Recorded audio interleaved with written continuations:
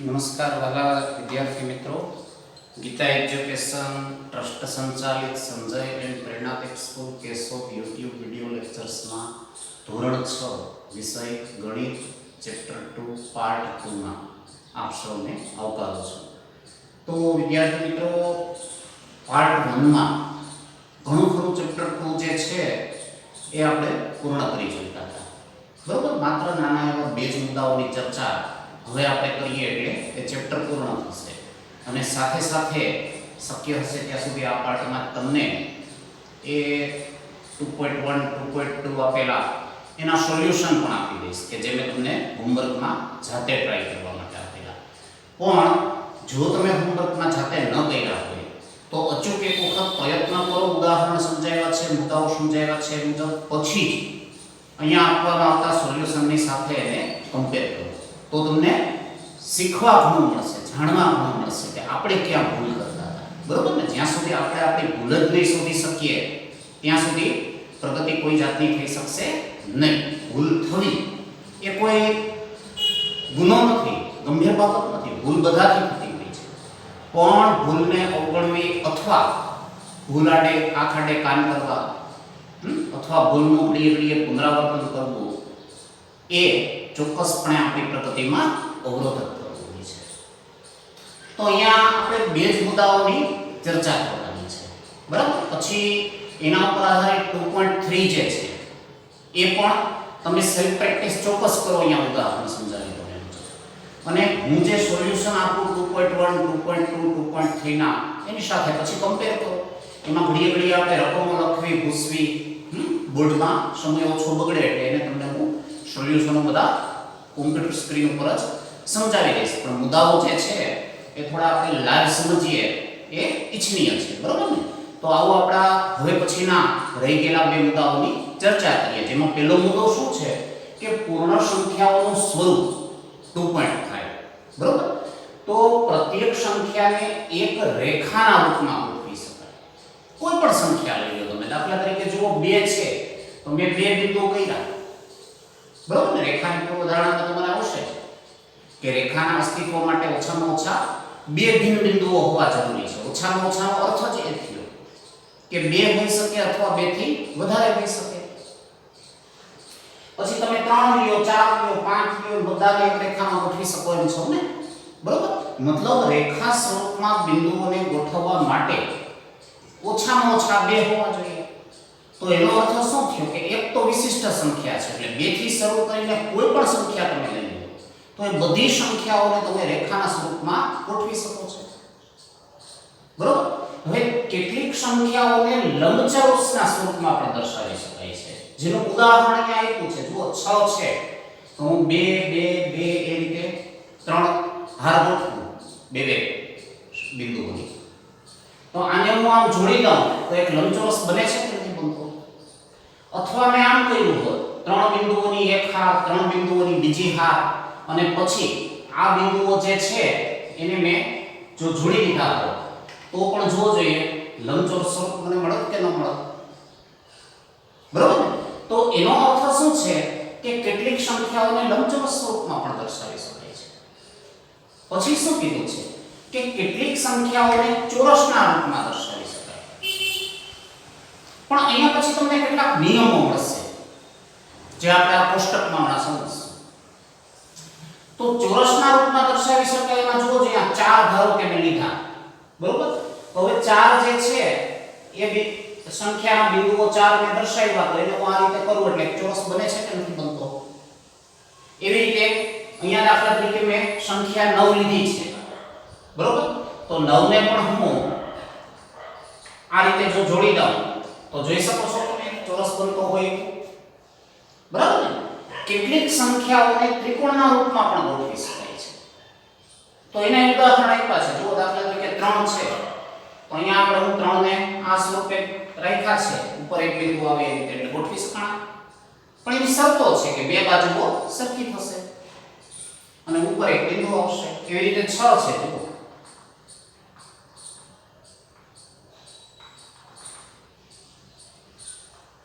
તો જો જોઈએ આ રીતે ત્રિકોણ સ્વરૂપ મળે છે કે નથી મળતું? બરાબર ને? તો આવી આવી રીતે તમે હવે થોડો મહાવરો પણ કરી શકો છો. તમારી બુકમાં આ કોષ્ટક આપેલું છે. એ કોષ્ટકની પૂર્તતા પહેલા તમે સમજી લો કે સંખ્યા એક છે એ વિશિષ્ટ છે. બરોબર? એટલે એને ક્યાંય આપણે ધ્યાનમાં લેવાની નથી. હવે 2 થી શરૂ કરીને આમ અનંત સુધી જઈ શકો. આ કોષ્ટકને પછી તમારે જેટલું આગળ વધારવું હોય એટલું વધારી શકો એમ છે. હવે રેખા તો કે એક સિવાય દરેક સંખ્યા 2 3 4 5 6 7 બધાને સરળ બિંદુ સ્વરૂપે લખો એટલે રેખા બનવાની છે કે નથી બનવાની. એવી રીતે લંબચોરસ માટે 2 ના ગુણકો, બરોબર ને, જે તમે હમણાં આપણે જોયું એમ 4 બિંદુઓ લ્યો છૂટા છૂટા, તો લંબચોરસ બનશે. 6 લ્યો, 8 લ્યો, 10 લ્યો, 12 લ્યો, બરોબર ને, 2 ના ગુણક લઈ લો. પછી વર્ગ 4 9 16, 2 નો વર્ગ 4, 3 નો વર્ગ 9, 4 નો વર્ગ 16, 5 નો વર્ગ 25, 6 નો વર્ગ 36, એવી વર્ગ સ્વરૂપની સંખ્યાઓ હોય તો એને તમે ચોરસ સ્વરૂપમાં લખી શકો છો. અને ત્રિકોણ તો કે 3 ના ગુણકો હશે, 3 6 9, અહીંયા જોયું ને આપણે 3 ને લખ્યું, 6 ને લખ્યું, બરોબર ને, ત્રિકોણ સ્વરૂપે. તો એના આધારે હવે કઈ સંખ્યાને કઈ આકૃતિના સ્વરૂપમાં દર્શાવી શકાય એ હું માનું ત્યાં સુધી તમારા માટે જવાબ આપવો સરળ બની ગયો હશે. તો આવો આપણે કોષ્ટક સોલ્વ કરી લઈએ. દાખલા તરીકે 6 છે તો હવે તમે જોયું એમ એક સિવાયની બધી સંખ્યા રેખા સ્વરૂપમાં દર્શાવી શકાય છે. એટલે રેખા માટે કોઈ સંખ્યા માટે કાંઈ વિચારવા પડવું છે આપણે નથી. બધામાં આપણે હાથ પાડી દઈએ, બધી એક સિવાયની જ છે. બરાબર ને? હવે લંબચોરસમાં 2 ના ગુણક હોવા જોઈએ. તો 6 છે 2 નો ગુણક છે કે નથી? તો કે હા, 2 તેરી 6. અહીંયા શું લખી નાખશું આપણે? તો કે હા. 7 નથી એટલે અહીંયા શું લખી નાખશું? તો કે ના. 8 તો કે 2 ચોક 8, મતલબ હા. 9 તો કે 2 નો ગુણક નથી તો શું લખશું? તો કે ના. 10 તો કે 2 પંચા 10 એટલે શું લખી નાખશું? તો કે હા. 11 તો કે નથી તો લખી નાખીએ ના. 12 તો કે 2 છક 12 એટલે શું લખી નાખશું? તો કે હા. 13 તો કે નથી તો અહીંયા શું લખી નાખશું? તો કે ના. બરોબર ને? એ રીતે લંબચોરસ માટે તમારે યાદ ખાલી એ જ રાખવાનું છે કે 2 નો ગુણક છે કે નથી. હવે ચોરસમાં આપણે તમને કીધું એમ વર્ગ સ્વરૂપ હોવું જોઈએ. જેમ કે 2 નો વર્ગ 4, 3 નો વર્ગ તો કે 3 તેરી 9, 4 નો વર્ગ તો કે ચોકે ચોકે 16. તો હવે આમાંથી જુઓ જોઈએ 6 એ કોઈનો વર્ગ છે? તો કે નથી. 7 કોઈનો વર્ગ છે? તો કે ના.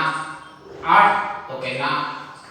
9 તો કે હા, 3 નો વર્ગ 9. અહીંયા આપણે લખ્યો તો ને 9 ને ચોરસ સ્વરૂપમાં. 10 કોઈનો વર્ગ છે? તો કે નહીં. 11 માં પણ શું આવશે? તો કે ના. 12 માં પણ ના. 13 માં પણ ના. 14 15 માં ના જાવ. 16 લખાવો તો શું આવત? હા આવત. બરોબર ને? હવે ત્રિકોણમાં 3 ના ગુણક જોઈ લો. 6 છે 3 નો ગુણક? તો કે હા. 7 તો કે નથી તો ન લખી શકો. 8 તો કે ના. 9 તો કે હા. 10 તો કે ના. 11 તો કે ના. 12 તો કે 3 ચોક 12 એટલે હા. અને 13 માં શું આવશે? તો કે ના. કારણ કે 13 3 નો ગુણક છે નથી. તો કોષ્ટક ઉપરથી અહીંયા 13 સુધી તમને ઉદાહરણ આપ્યા છે, પણ તમે શક્ય હોય ત્યાં સુધી થોડા વધારે આગળ આ કોષ્ટકને વધારી અને મહાવરો કરો એ ઈચ્છનીય છે. એટલે તમને યાદ રહી જાય. પછી તમને ખરા ખોટા ખાલી જગ્યા સ્વરૂપમાં પૂછશે કે ભાઈ 9 છે સંખ્યા તો એને રેખા સ્વરૂપે દર્શાવી શકાય? તો રેખા તો બધામાં હા જ આવશે. તમને પૂછે કે 11 ને લંબચોરસ સ્વરૂપે દર્શાવી શકાય? તો સહજ યાદ રાખો, 2 નો ગુણક નથી, ના પાડો. બરોબર ને? તમને પૂછે કે 18 ને ચોરસ સ્વરૂપે લખી શકાય? તો વર્ગ સ્વરૂપ નથી એટલે શું પાડી દેશો તમે? ના. તમને પૂછે કે 20 ને ત્રિકોણ સ્વરૂપે લખી શકાય? તો ના પાડશો કારણ કે 3 નો ગુણક નથી. બરોબર ને? તો આ રીતે કોઈ પણ સંખ્યા છે એનું તમારે ભૌમિતિક આકૃતિના સ્વરૂપમાં નિરૂપણ કરવું હોય તો કઈ આકૃતિના સ્વરૂપમાં નિરૂપણ કરી શકો એ બાબત આ મુદ્દા પર આપણે શીખવાની હતી. તો થઈ ગયો છે ને ક્લિયર તમારો? તો આના ઉપરથી પછી તમને 2.3 માં કેટલાક દાખલાઓ આપેલા છે એ તમારે સેટ પ્રેક્ટિસ કરવાની હશે, બરોબર? અને અહીંયા દાખલા તરીકે પ્રયત્ન કરો તમને આપ્યું છે કઈ સંખ્યાઓ કેવળ રેખાના રૂપમાં દર્શાવી શકાય, તો અહીંયા મેં કહી દીધું ને એક સિવાયની બધી જ, બરોબર? એવી રીતે જો જે પ્રયત્ન ક્રમમાં કઈ સંખ્યાઓને ચોરસના રૂપમાં દર્શાવી શકાય, તો અહીંયા આપણે સ્પષ્ટતા કરી દીધી ને જે વર્ગ સ્વરૂપમાં હોય એ બધી ચોરસના રૂપમાં દર્શાવી શકાય.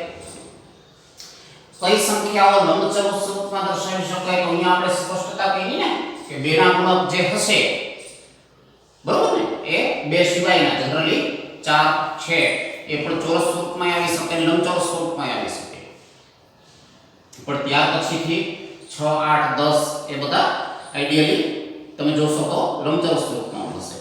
પછી પ્રથમ 7 ત્રિકોણાકાર સંખ્યાઓ લખો તો એ તમે આ રીતે બનાવી શકો ને, 3 છે, 6 છે, 9 છે, 12 છે, 15 છે, 18 છે, બરોબર ને? 3 ના અવયવી લેવાના છે, બરોબર? હવે અહીંયા બને સ્વરૂપે લખી શકાય, તો એ પણ મેં તમને અહીંયા ઉદાહરણ આપ્યું છે. 2 2 ની 3 હાર લ્યો કે 3 3 ની 2 2 હાર લ્યો, થઈ શકે છે ને લંબચોરસ સ્વરૂપ. તો એ અહીંયા ઉદાહરણ 12 માટે આપ્યું છે. એવા તમારે વધુ 5 ઉદાહરણો આપવાના છે, બરોબર? તો એ પ્રકારનો મુદ્દો જે છે એ બુકમાંથી તમને અહીંયા આપણે ક્લિયર કર્યો, બરોબર? હવે આપણે સ્વરૂપ જે છે એની ચર્ચા આના પછી એક મુદ્દો જે છે એ સ્વરૂપમાં કરી લઈએ, એટલે અહીંયા આપણે પ્રકરણ મુદ્દા સ્વરૂપે પૂર્ણ. તો હવે જે મુદ્દો છે ને વિદ્યાર્થી મિત્રો, એ આમ જોવા જાવ તો માત્ર તમારા છઠ્ઠા ધોરણના ગણિત પૂરતો સીમિત નથી. ભવિષ્યમાં આવનારી કોઈ પણ સ્પર્ધાત્મક પરીક્ષાઓમાં ઝડપી ગણતરીમાં બહુ કામ આવશે, એટલે ખાસ સમજી. તો એમાં ઘણી વખત સાદું રૂપ જે આપવાનું થાય ને તમારે સરવાળા બાદબાકી કે પછી ગુણાકાર ભાગાકાર, એને કોઈ જુદા સ્વરૂપમાં તમે રૂપાંતરિત કરી શકો કે જેથી તમારી ગણતરી ઘણી વખત સરળ બની જતી હોય. અહીંયા કેટલાક જુઓ તમને બુકમાંથી મેં ઉદાહરણ લખ્યા છે, એ પહેલા સમજો પછી થોડા તમે જાતે ટ્રાય પણ કરો. 117 પ્લસ 9 કરવાના થાય તમારે, તો તમે કહો એ તો સહેલું છે, પણ એ સહેલું છે એ મહત્વનું નથી, એના ઉપરથી જે શ્રેણી આગળ વધે છે ને એ મહત્વની છે. તો પ્લસ 9 ને બદલે જો તમે વત્તા 10 ઓછા 1 લખો તો કિંમતમાં તો કઈ ફરક પડવાનો નથી ને. વત્તા 10 ઓછા 1 નું સાદું રૂપ વત્તા 9 થાય કે ન થાય? હવે તમે શું કર્યું તો કે 117 માં પ્લસ 10 કર્યા એટલે 127 સરળ થયા તમારા માટે. 17 ને 10 27 કરવા ને એમાંથી પછી એક બાદ કરવો હોય તમારા માટે સહેલો બની ગયો છે, મતલબ 126 જવાબ એ સરળ બની ગયો, બરાબર ને? એવી જ રીતે અહીંયા 117 માઈનસ 9 તમારે કરવાના, તો માઈનસ 9 ને બદલે તમે માઈનસ 10 અને પ્લસ 1 લખો તો બેની વિરુદ્ધ નિશાની છે એટલે બાદબાકી મોટા પદની નિશાની એટલે ઓછા 10 પ્લસ 1 એટલે ઓછા 9 થાય કે ન થાય? બરોબર ને? હવે આનું આપણે સાદું રૂપ આપવું છે, તો અહીંયા દાખલા તરીકે મેં 117 ઓછા 10 એટલે 107 કર્યા ને પછી પ્લસ 1 હતા એ લખ્યા ને 107 માં પછી એક નાખવું કોઈ તમારા માટે અઘરી વાત કહેવાય ન કહેવાય? પડે છે ને સર? તો એવી જ રીતે જુઓ જોઈએ પ્લસ 9 ની વાત હતી એમ પ્લસ 9 માઈનસ 9 પ્લસ 99 માઈનસ 99 માટે પણ વિચારી શકો એમ છો. તો પ્લસ 99 ને બદલે નજીકનો એનો રાઉન્ડ ફિગર પ્લસ 100 એટલે માઈનસ 100 તો એ કિંમતમાં કઈ ફરક પડવાનો છે તો કે નથી પડવાનો. હવે 117 પ્લસ 100 એ તો તમારા માટે સહેલા છે. 117 માં 100 નાખો એટલે શું આવવાનું છે તો કે 217 ને પછી તમારે માઈનસ 1 કરવાનું છે તો 217 માંથી 1 કાઢો એ કોઈ અઘરી વાત કહેવાય ન કહેવાય? 216 આવી ગયું. એવું જાણવા વિચારી શકો છો. જો માઈનસ 99 તમારે કરવાના હતા તો માઈનસ 99 ને બદલે તમે માઈનસ 100 અને પ્લસ 1 કરો, બરોબર ને?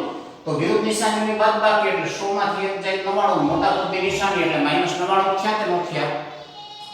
બરોબર. હવે અહીંયા તમે 117 માંથી 100 કાઢવા એ કઈ અઘરી વાત છે નથી. અહીંયા તમને 17 મળી ગયા ને પ્લસ હવે તમારે બંધ કરવાના છે તો 17 માં 1 નાખવું એ કઈ અઘરી વાત રહેશે નહીં. 18 થઈ ગયા તો સહેલું પડે છે. અહીંયા 117 માંથી 99 કાઢવાનું તમારે 10 કોઈ લેવો પડે પણ તમે મૌખિક જ જો આવું સાદું રૂપ આપી દીધું હોત તો કઈ બહુ પ્રશ્ન થાત ન થાત. ખ્યાલ આવ્યો? તો આવી રીતે સ્વરૂપો જે છે એ સ્વરૂપોમાં રૂપાંતરણ કરીને તમે સરળતાથી દાખલાઓ જે છે એનું સાદું રૂપ આપી શકો છો, એના જવાબો મેળવી શકો છો. તો એવા જ બીજા તમે વિચારી શકો 999 કર્યા 999 વિચારી શકો ને. અહીંયા દાખલા તરીકે +99 હતા તો +100 -1 કર્યા. એમ +999 હોત તો +1000 ને -1 કરો તો એટલે +999 થાત કે ન થાત? એમ તમારે -99 ને બદલે -999 કરવા હોત તો -1000 ને +1 કરો તો એટલે ઈ થાત કે ન થાત? પણ દાખલો કેટલો બધો સહેલો થઈ જાત ને. ખ્યાલ આવ્યો બધા?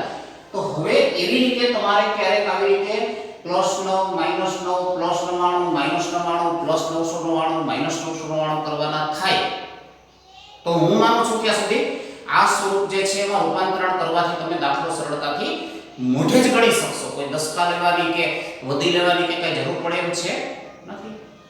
બરોબર? હવે એવી રીતે બીજું સ્વરૂપ આપ્યું છે આપણી બુકમાં, એ જોઈ લો. ધારો કે તમારે 84 ગુણ્યાનો, અહીંયા જેમ +9 -9 હતા ને એમ અહીંયા તમારે ગુણાકાર કરવાનો છે. તો 84 પછી +3 ને બદલે તમે એનું સ્વરૂપ લખી નાખો 10 ઓછા 1. તો સેલો થઈ ગયો કે ન થઈ ગયો? વિભાજનનો નિયમ આપણે શીખ્યા જ હતા. 84 ને 10 ગુણો એટલે 84 * 840. બરોબર ને? ને એમાંથી હવે તમે 84 ઉપર 84 સીધા બાદ કરી દો એટલે તમને સરળતાથી જવાબ મળે કે ન મળે. એવું જ અહીંયા સરવાળામાં એવું જ આ 9 છે અહીંયા પ્લસ હોત તોય તમે કરી શકવાના હતા. ધારો કે અહીંયા 9 ને બદલે 11 હોત તોય તમે એવું વિચારી શકો 10 + 1 લઈને. બરોબર? તો એવું બીજું ઉદાહરણ જુઓ જે 84 ગુણ્યા 99 છે.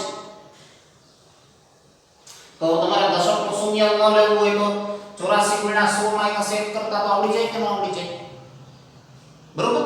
84 ગુણ્યા 100 એટલે 8400 એમાંથી 84 * 84 ખાલી તમારે બાદ કરવાના રહે.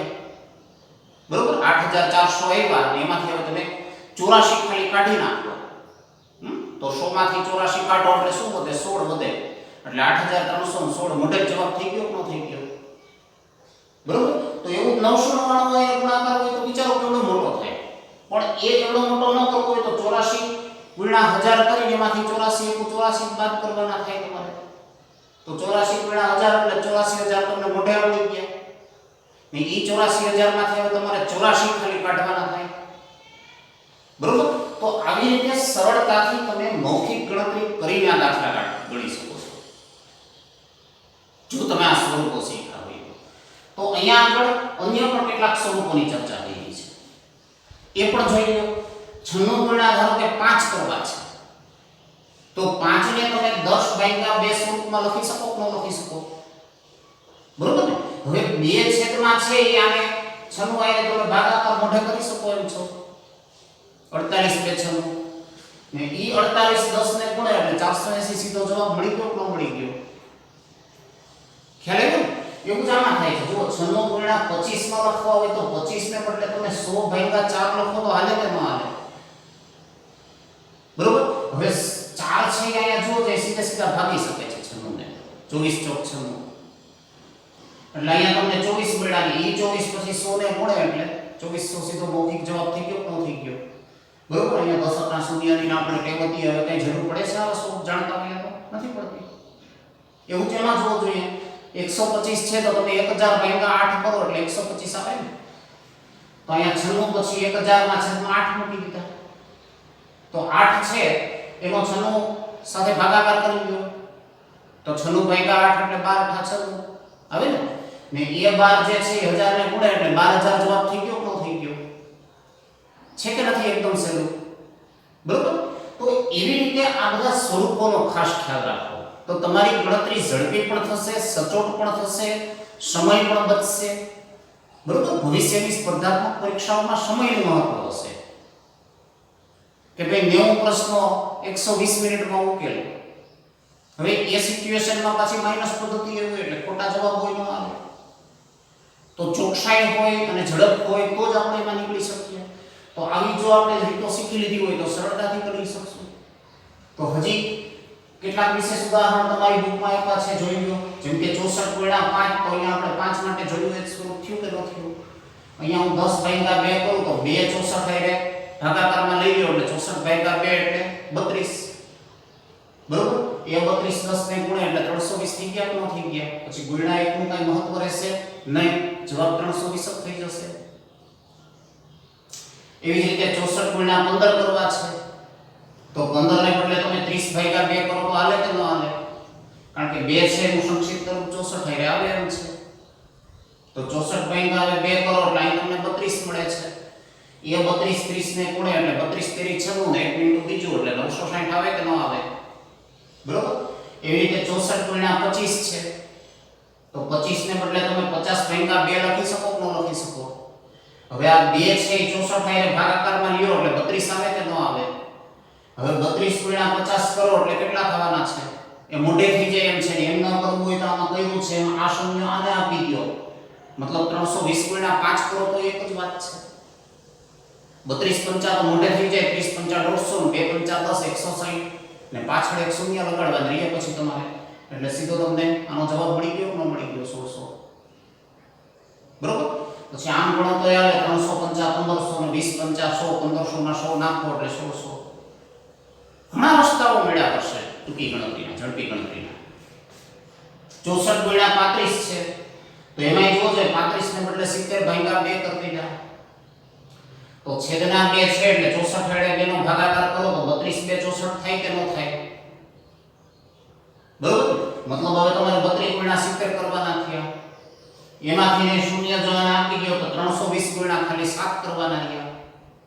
તો 7 નો ઘડિયો તમને એમનો આવડતો હોય ને ઘડિયો નો આવતો હોય તો કાઈ નહીં, 307 તો કે 2100, 20 સત્તા તો કે 140, 2100 by 140 નાખો એટલે 2240. એમ મોઢે થઈ ગયું કે ન થઈ ગયું? બરોબર? જ્યારે આ ગણતરી હોત તો તમે દશકનું શૂન્ય ને બધું કરો, પણ આ રીતે જો આપણે વધ્યા હોત સ્વરૂપમાં રૂપાંતરિત કરીને તો તમારે કોઈ જાતની ગણતરીની પણ જરૂર પડતી નથી, મૌખિક થઈ જાય છે. એટલે ગણિતના ટૂંકમાં મુદ્દાઓ ખાલી ગોખવા ત્યાંથી વાત પૂરી ન કરતી કે જોઈ જોઈને દાખલા ઉતારી લીધા એટલે ગણિત આવડી ગયું એમ છે નથી. આવું નવું નવું ઘણું વિચારો, બરોબર ને? તો એ તમારા માટે રસનો વિષય બની જશે. તો એ મુદ્દાઓ ઉપર આધારિત તમને ચેપ્ટર, આ મુદ્દાઓની ચર્ચા પછી ચેપ્ટર 2.3 આપેલું છે, બરાબર ને? એ 2.3 જે છે એના 5 દાખલાઓ આજ પ્રમાણે વ્યવસ્થિત પ્રયત્ન કરી લ્યો. એમાં કઈ ન સમજાય તો મને પૂછો અને મેં મૂકેલ સોલ્યુશન સાથે કમ્પેર કરો. પણ કમ્પેર કરતા પહેલા ખાસ ધ્યાન રાખો, ગણિત રાખો. જોઈ જોઈને ઘણા ઉતારી નાખે છે, ચાલો મેં લેસન કરી લીધું. એ લેસન જ નથી. તમે કરેલા પ્રયત્ન સાથે આપવામાં આવેલા સોલ્યુશનમાં શું ફરક પડે છે ને પડેલા ફરકને પણ એવું નહીં વિચારવાનો ખોટો જ છે. ઘણી વખત એક જ જગ્યાએ જવાના 10 રસ્તા પણ હોઈ શકે, તો પ્રશ્ન પણ થવો જોઈએ કે આમ ન થઈ શકે તો એ પૂછો. કમેન્ટ બોક્સનો ઉપયોગ કરી શકો છો, વોટ્સએપમાં પૂછી શકો છો અને પછી આપણે શું ચર્ચા કરી એ મુદ્દાઓ અહીંયા આપ્યા છે. એ મુદ્દાઓ ખાસ તમારી ફેસબુકમાં લખી તૈયાર કરી લો. એ મુદ્દાઓમાં પણ હજી કોઈ મુદ્દો ન સમજાય, બરોબર ને? બધા મુદ્દાઓની આપણે ચર્ચા કરી લીધી છે, એમાં કંઈ ન સમજાય હજી પૂછો. પૂછવાથી આપણને ઘણો ફાયદો થશે, પણ જ્યાં સુધી આપણે પૂછશું જ નહીં ત્યાં સુધી આપણે વધી શકશું નહીં, બરોબર ને? તો હવે આપણે એના જે કોમ્પ્યુટર સ્ક્રીન ઉપર જો તમને સોલ્યુશન આપી દઉં છું જેથી કરીને આપણો સમય આમાં ઓછો બગડે, બરોબર ને? અને તમને થોડું જોવામાં પણ સાનુકૂળતા રહેશે અને એ પ્રમાણે તમારી ફેરબુક સાથે લખી અને કમ્પેર કરી લો. રફબુક સાથે કમ્પેર કરો અને ફેરબુકમાં સારા અક્ષરે લખી લો, બરાબર ને? ત્યાર પછી આપણું લેક્ચર જે છે એને પૂરું કરીએ. તો હવે વિદ્યાર્થી મિત્રો આપણે સ્વાધ્યાય 2.1 જે તમને હોમવર્કમાં આપેલું ને એની સમજૂતી મેળવી લઈએ, બરાબર ને? તો અહીંયા સોલ્યુશન આપું છું, એની સાથે તમે ગણેલા દાખલા જે છે એને કમ્પેર કરો, પછી શું ભૂલ છે એ ચેક કરો અને પછી પણ કંઈ ડાઉટ ક્વેરી હોય તો મને પૂછો. તો પહેલા દાખલામાં 10,999ના પછી તરત આવતી 3 પ્રાકૃતિક સંખ્યાઓ લખવાનું કીધું છે આપણને, બરોબર? તો હવે તમે જાણો છો કે 10,999 જે છે એના પછીની સંખ્યા આપણે જોતી હોય, બરોબર ને? પહેલાની સંખ્યા આપણે જોતી હોય તો શીખી ગયા હતા કે એક માઇનસ કરો એટલે પહેલાંની સંખ્યા મળે, અને એવી જ રીતે પછીની સંખ્યા જોતી હોય તો આપણે શું શીખાતા, તો કે એક પ્લસ કરી દેવાનું રહેશે. તો અહીંયા 10,999 પછીની તરતની સંખ્યા જોતી છે આપણે, એટલે એમાં +1 કરવાનું થશે. તો 10,999 પછી તરત આવતી ક્રમિક પ્રાકૃતિક સંખ્યાઓ. તો હવે એમાં પહેલાં તમને શું મળે એમ છે 10,999 પછી, તો કે એક ઉમેરો એટલે પૂરેપૂરા કેટલા થઈ જશે, તો કે 11,000 થઈ જાય કે ન થઈ જાય. પછી પાછા એક ઉમેરો એટલે કેટલા થઈ જશે, તો કે 11,001.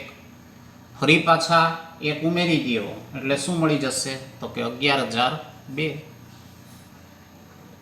તો આ રીતે પછી આવતી જે 3 સંખ્યાઓ આપણને પૂછી હતી એ 3 સંખ્યાઓનો આમાં તમને ખ્યાલ આવી ગયો, બરાબર ને. હવે ત્યાર પછી બીજો પેટા જોઈએ આપણે.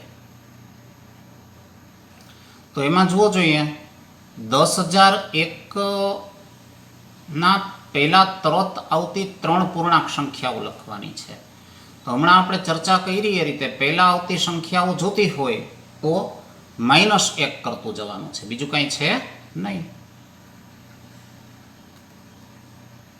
તો 10,001 ના તરત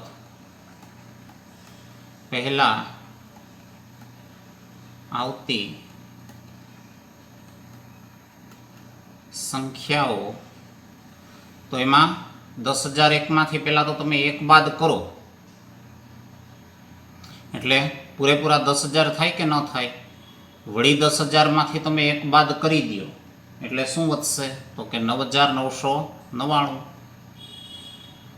અને એમાંથી પાછા 1 બાદ કરી દો એટલે શું મળશે તમને, તો કે 9,998. બરોબર ને. તો આ રીતે તમને જે 3 સંખ્યાઓ કીધી હતી એ 3 સંખ્યાઓ કઈ મળશે એ ખ્યાલ આવી ગયો ને, બરાબર. તો એ રીતે તમે આ દાખલાઓ જે છે એ આગળ જે આપણે ઉદાહરણ અને મુદ્દાઓ શીખ્યા ને એના ઉપરથી સરળતાથી ગણી શકો એમ છો, બરાબર. આમાં બીજું કાંઈ નવું કે અઘરું છે નહીં. હવે ત્રીજો દાખલો જુઓ. સૌથી નાની પૂર્ણ સંખ્યા કઈ છે, તો સૌથી નાની પૂર્ણ સંખ્યા તો આપણે શીખી ગયા હતા ને, 0 છે. એમાં કાંઈ બીજું અઘરું છે નહીં, બરાબર ને. એ તો જવાબ તમે ડાયરેક્ટ અહીંયા પણ લખી શકો એમ છો ને. સૌથી નાની પૂર્ણ સંખ્યા કઈ છે, તો એમાં જવાબ શું લખી નાખશો તમે, તો કે 0. અને એ જવાબ જે છે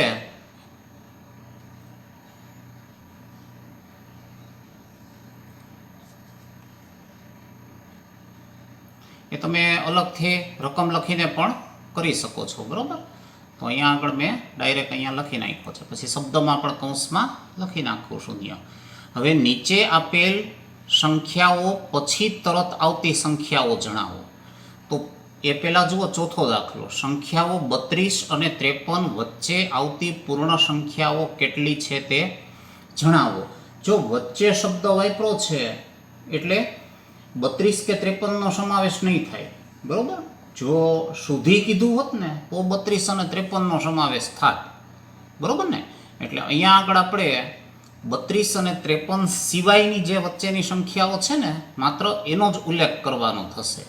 તો એવી સંખ્યાઓ જે છે એ કઈ કઈ થશે, તો કે 33 હોઈ શકે, પછી 34 હોઈ શકે, 35 હોઈ શકે, 36 હોઈ શકે, 37, 38, 39, 40, 41, 42, 43, 44,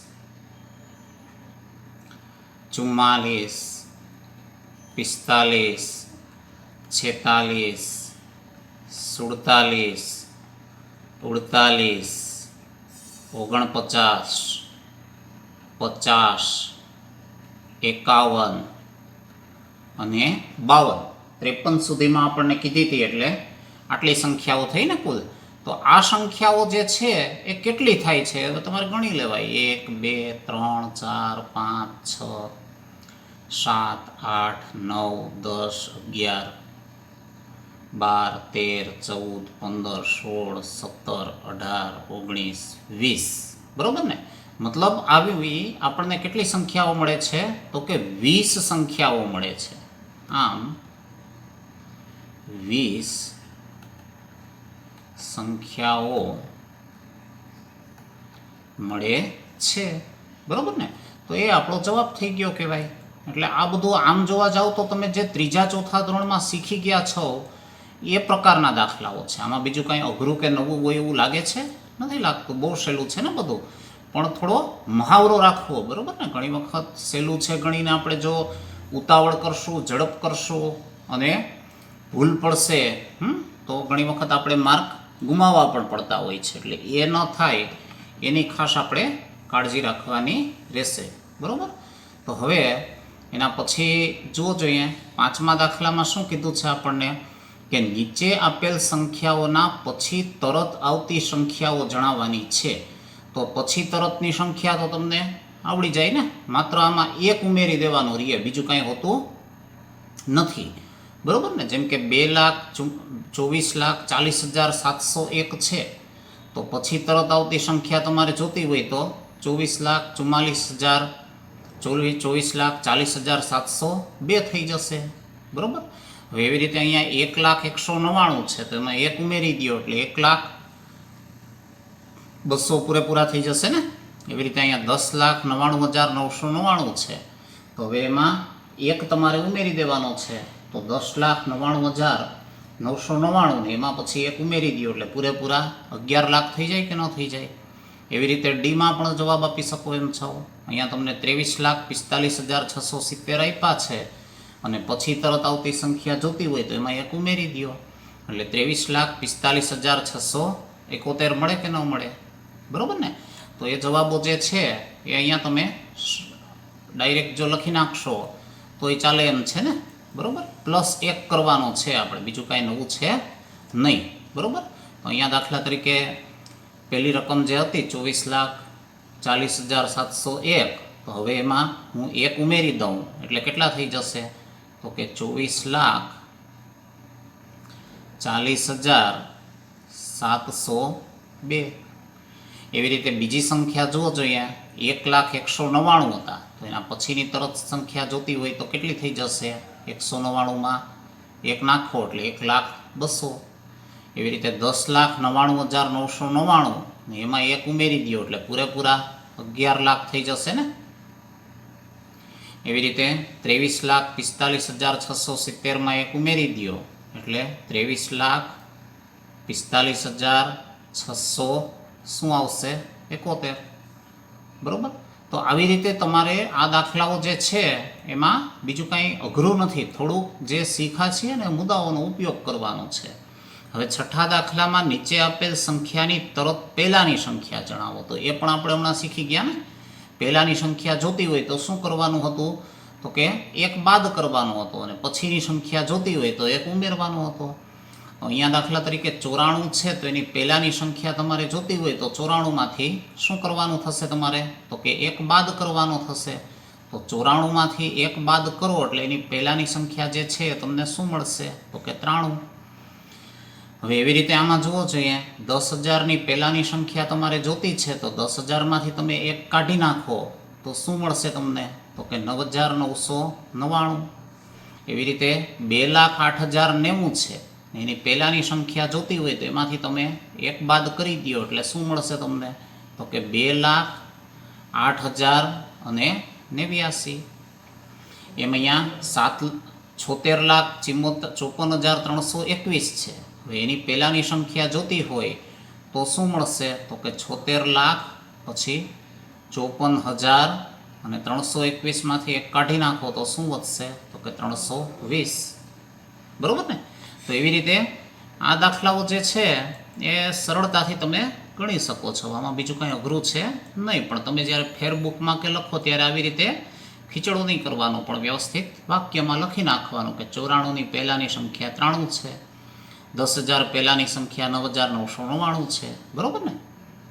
અહીંયા તો આપણે પછી વિડીયો બહુ મોટો ન થઈ જાય એટલે સંક્ષિપ્તમાં કરીએ છીએ. હવે 7મામાં નીચે આપેલ સંખ્યાઓની જોડીમાંથી સંખ્યા રેખા પર કઈ સંખ્યા ડાબી બાજુ આવશે અને કઈ સંખ્યા જમણી બાજુ આવશે તે જણાવો. અને સાથે સાથે એમ પણ કીધું છે કે તેમની વચ્ચે કયા ચિહ્નનો ઉપયોગ થશે તે પણ જણાવો. બરાબર ને? તો નાની સંખ્યા હશે તો લેસ ધેન વાપરશું, મોટી સંખ્યા હશે તો ગ્રેટર ધેન વાપરશું ચિહ્ન. હવે તમે જાણો છો એમ સંખ્યા રેખા ઉપર નાની સંખ્યા જે છે એ ડાબી બાજુ હોય અને મોટી સંખ્યા છે એ કઈ બાજુ હોય છે તો કે જમણી બાજુ હોય છે. બરાબર? તો આ પેલી 530 અને 503 છે તો એમાં 503 પહેલાં આવી જશે ને, પછી 504, 505, 506 એમ ક્રમશઃ આગળ વધશો એટલે 530 આવશે. બરાબર? તો એના ઉપરથી હવે તમારે એ જવાબ જો લખવો હોય તો શું કરશો તમે? તો કે અહીંયા આપણે લખી શકશો કે 530 અને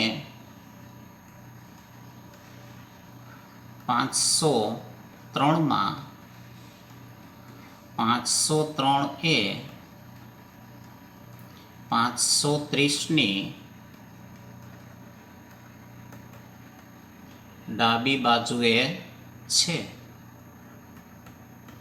તેથી હવે સંકેતમાં તમને જે આપ્યું હતું એ શું હતું? તો કે 530 અને 503.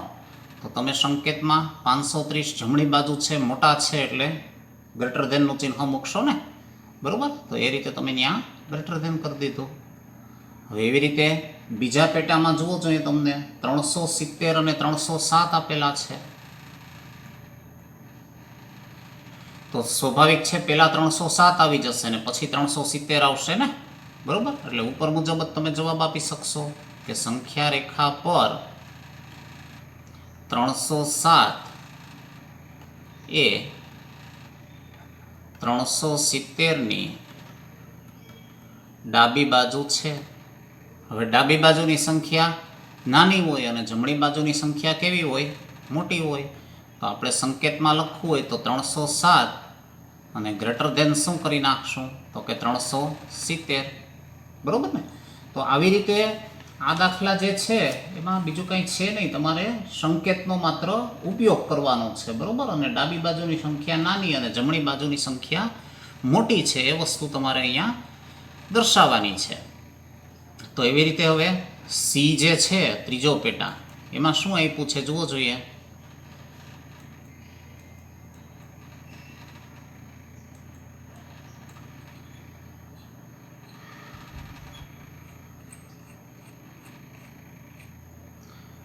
તો એમાં 98,765 અને 56,789 આપ્યા છે. બરાબર ને? તો 98,765 છે એ તમે સમજી શકો એમ છો કે જે બીજી સંખ્યા આપી છે 56,000, એના પછી જ આવવાના હોય કે ન હોય? બરાબર ને? મતલબ આપણે સંખ્યા રેખા ઉપર નિરૂપણ કરવાનું થાય તો 56,789 ડાબી બાજુ આવશે. બરાબર ને? 56,789 એ 98,765 ની ડાબી બાજુ છે. તો ડાબી બાજુ છે એટલે હવે તમને જે સંખ્યાઓ આપી હતી એ શું આપી હતી? તો કે આ રીતે આપી હતી 98,765 અને ત્યાર પછી 56,789. અને હવે તમારે સંકેત મૂકવાનો થાય તો તમે સમજી શકો છો કે 98,000 મોટી છે. બરાબર ને? એટલે ગ્રેટર ધેનનો સંકેત મૂકવાનો થશે. તો આવી રીતે ટૂંકમાં સંકેત મૂકવાના જે છે એમાં બીજું કંઈ અઘરું કે નવું છે નહીં. બરાબર ને? એ તમે આ રીતે સરળતાથી ગણી શકો એમ છો. તો હવે ત્યાર પછી જે રકમ આપી છે આપણને ડી એમાં શું કીધું છે જુઓ જોઈએ. તો રકમ આપી છે 98,30,415. બરાબર? અને 1,23,01,000. તો સ્વાભાવિક છે કે 1,23,01,000 પછી આવે ને 98 લાખ પહેલાં આવી જાય, મતલબ 98,30,415 ડાબી બાજુ થવા જોઈએ ને, બરાબર. તો એના ઉપરથી હવે આપણે એ જવાબ જો લખવો હોય તો કઈ રીતે લખશું? તો કે સંખ્યા રેખા પર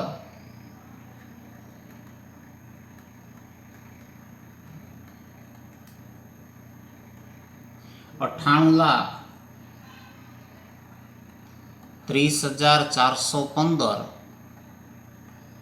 એ 1,23,01,ની ડાબી બાજુ છે. હવે આપણને જે રકમમાં ક્રમ આપ્યો છે એમાં પહેલાં 98,30,415 આપ્યા છે અને ત્યાર પછી તો કે 1,23,01,000 આપ્યા છે, બરાબર. હવે સંકેત મૂકવાનો થાય તો 98,30,415 કેવા છે? તો કે નાના છે. નાના છે એટલે આ લેસ ધેનનું ચિહ્ન મૂકવાનું થશે ને આપણે. તો એ રીતે તમે સંકેત દ્વારા આ વસ્તુ જે છે એને સમજાવી પણ શકો એમ છો ને. આમાં બીજું કાંઈ અઘરું કે નવું છે નહીં, આપણે જે શીખાય એનું પુનરાવર્તન છે આ બધું, બરાબર.